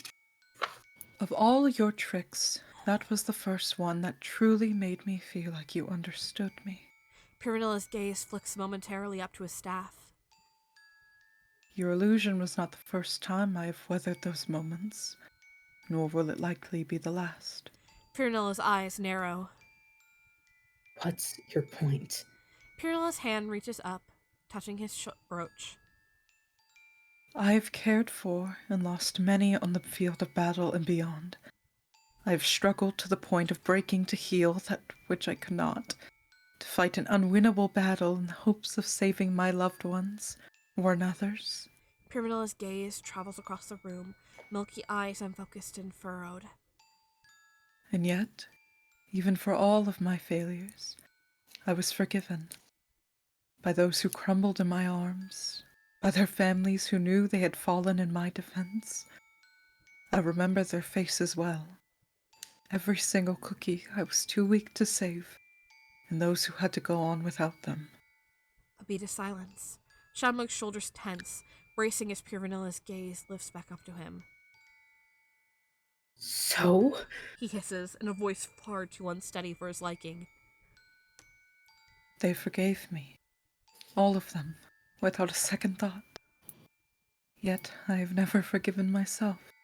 Pure Vanilla's lips twitch into a half smile, small and sad. Not even now. Shadowmook's hands ball into fists. What are you asking for? My pity? My understanding? What is your point? My point Pure Vanilla replies simply. is that it is easier to forgive another than it is to forgive yourself. Silence stretches between them once more. Shadowmook averts his eyes, an ugly pulse echoing in his soul jam. You're an old fool. Perhaps. Pure Vanilla takes a step forward. Shadowmook unconsciously finds himself taking a half step back. Lo, Pure Vanilla continues. may I ask you something? A scoff. Shadowmook is still looking anywhere but him. You know, it's rude to ask about things you're gonna do anyway. A fair point. Pure Vanilla hums. Shadowmook can perfectly picture the revolting smile on his face. Very well. Then, tell me this. If I had struck you that night, would you have found that fair? Shadowmook snaps his gaze back up to the other, brow furrowing instantly. Excuse me? If I had struck you, Pure Vanilla repeats. Would that have been fair? Thank you. He tilts his head, expression suddenly deadly serious. You manipulated me, tortured me. You made me doubt everything I was and broke me down to serve you in submission. Even at your kindest, your cruelty was beyond measure. Another step back. Shadowmook's teeth grit. Bracing it, Pure Vanilla simply moves forward, instantly closing the distance. Tell me, Pure Vanilla continues, gaze searching. if I had treated you with the same cruelty, what then? If I had struck you, banished you, harmed you in all the same ways you did me, would you feel you have grounds to object? I'd like to see you try. Shadowmook snarls back. I'm sure you would. Pure Vanilla straightens, serious expression softening into something unnervingly calm. However, I am not threatening you. I'm simply saying that if I would have been within my rights to treat you with cruelty, A small smile. then it is also within my rights to treat you with kindness. Shadowmook huffs a breathless laugh. That's worse. I know. Pure Vanilla's head tilts, gentle gaze lingering even as Shadowmook averts his own. I know I am placing a far greater burden on you than you've ever desired. Yet, I must insist on asking. His hand comes up, touching his chest as his smile deepens into open fondness. Shadowmook, will you please bear the cruelty of my kindness? That is such a good line. God damn. Yeah. It's just fucked up. It's just so fucked up. That's sick. Sometimes reading this is hard and I'm like, man, I'm not this good at writing. Damn. Can't even compare. Anyway. No. Can't have shit in Detroit. Yeah. In Detroit.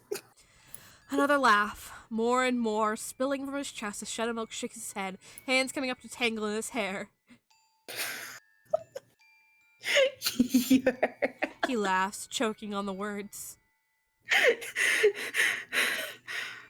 Such a fool! Perhaps. Pure Vanilla's reaching out, placing a hand on his shoulder. Shadowmook shudders at the touch. Then, let me be foolish. You're... Shadowmook is gasping for breath now, words stuttered along, hysterical giggles bubbling in his throat. Oh, you're making a mistake. Perhaps. Pure Vanilla repeats. His other hand reaches up, cradling Shadowmook's cheek with dizzying tenderness. Then, let me make that mistake. Shadowmook's eyes clench shut. His hands cover his face. He doesn't want to look. Can't look. He feels sick, feverish. His stomach twists like writhing snakes as he sways on his feet, even as Pure Vanilla's hands brace him in place. He feels cold, shivering from the sensation while Pure Vanilla's presence burns before him. This will happen again. Shadowmook whispers hoarsely. A gentle hum. I know. I'll keep hurting you. I know. Pure Vanilla's hand brushes gently along his cheek. I'm afraid I'll keep hurting you too. But we have forever to get it right. Shadowmook barks out another laugh. It is pain itself, ripping from his throat as he clutches desperately at his face. I'm so tired. He rasps, voice more warble than a hiss. Of this. Of all of this. Then come to bed. A blink. Shadowmook feels his wrists being grasped, his hands gently lowered from his face. He stares wordlessly back at Pure Vanilla's tender smile, face slack in sheer disbelief. What? Come to bed. Pure Vanilla repeats softly. You look exhausted. Have you slept? I... Shadowmook blinks again, the edges of hysteria receding through sheer incredulity? That doesn't seem right. Incredulity. Incredulity. Incredulity. That's a big word for Elmo. Yeah, that's a big word for Huffle. No, that's not. He shakes his head, trying to gather his suddenly scattered thoughts. I haven't slept well either. Pure Vanilla is still watching him, head tilted to the side with a small smile. I keep having terrible dreams. Shadowmilk stiffens. But Pure Vanilla continues gently with a firm squeeze to Shadowmilk's wrists. I think I have a solution to that. A swallow. An uneasy glance away as Shadowmilk considers his options. Refusal and curiosity battle inside him, swirling darkly in his chest. In the end, curiosity wins out. What? On the night you returned, Pure Vanilla says gently. I had that same dream. But His smile deepens, ever so slightly. I found that this time, upon waking, the nightmare could not keep its hold on my heart, as it had so many other sleepless nights. Shadowmilk's eyes flutter shut. He knows the answer. Knows what the other will say, yet the question still tumbles hoarsely past his lips. What? Because you were there, sleeping peacefully beside me. Pure Vanilla's grasp on Shadowmilk's wrist release, only to come up and encircle him as Shadowmilk is limply tugged into another hug. Because Pure Vanilla sighs into Shadowmilk's neck. I know you don't truly wish to harm me anymore. The anger is reflexive, immediate. Shadowmilk's hands curl as bitter rage pulses in his soul jam, even as nauseating, shuddering sorrow blankets over him in the next breath. His hands come up, clenching desperately at Pure Vanilla's robes as he buries his face in the other's shoulder. The shivers racking his body feel at odds with the feverish desperation curling in his jam. Shadowmilk's teeth bare, sinking uselessly into the fabric bunched at Pure Vanilla's collar. Shadowmilk hates him. He hates him, hates him, hates him. Pure Vanilla tilts his head, pressing a gentle kiss to the side of Shadowmilk's cheek. Come to bed. He stuttering? He murmurs gently. Shadowmilk clenches his eyes shut, digging his claws in as he exhales pure, raw, all-consuming hatred, before finally rasping back. Okay. Aww. And we can end there for the night. Yeah, good Oh night. my god. Very Phantom good. is falling asleep. I think Fan died. Yeah. No, I had to Phantom go. said beer. Yeah, I had to go for a second. What happened? You might have to read that. Gay shit. You might just have to So read much it. gay shit, man. You. Oh, boo! You might just have to read it. I was here for the bit where he was like something kindness, something.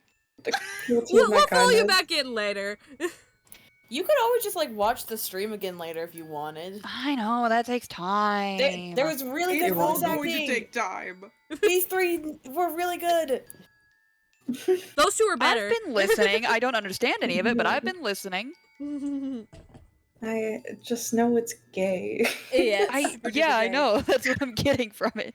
It's very beautiful gay. Yeah. It's very wordy. Yeah, I it's like know. it's a fan fiction. Unfortunately, it's a written fan fiction. It's a very I know what you mean. surreal, wordy one. Yeah, I know what you mean, Phantom. You're not used to this sort of stuff. You're used to Action. Why did I wanted to say Ace Attorney. Is that true? You're Ace used Attorney to simpler than Ace this? Attorney. Well, Ace Attorney is a little more straight than not straight. Like forward. Ace Attorney is a lot more straightforward with things because you're constantly having to do actions. Yeah. This is a lot of we are describing things and characters won't talk all the time and we are stuck in one guy's head. Well, two guys' heads, but that comes later. Ooh. But Oh. by popular demand, Jambound gave us one pure vanilla POV. Ooh. A singular one. That's Basically just- Singular one. What happened from me saying, "Hey, I have to BRB"? Because they were talking I in don't the know when you said Mindscape. that. Oh. We can catch Phantom in a second. Actually, I need to end stream because Winnie needs to go outside. So, Oh, and yeah. we're about Fair to be enough. out of an ad too. So, we will catch you We're guys here. hopefully next week. But thanks for listening, and we'll see you later. Hopefully Bye-bye. more Jambound Bye. sooner in the Yes. future. Yes. Yeah. Alright, goodbye.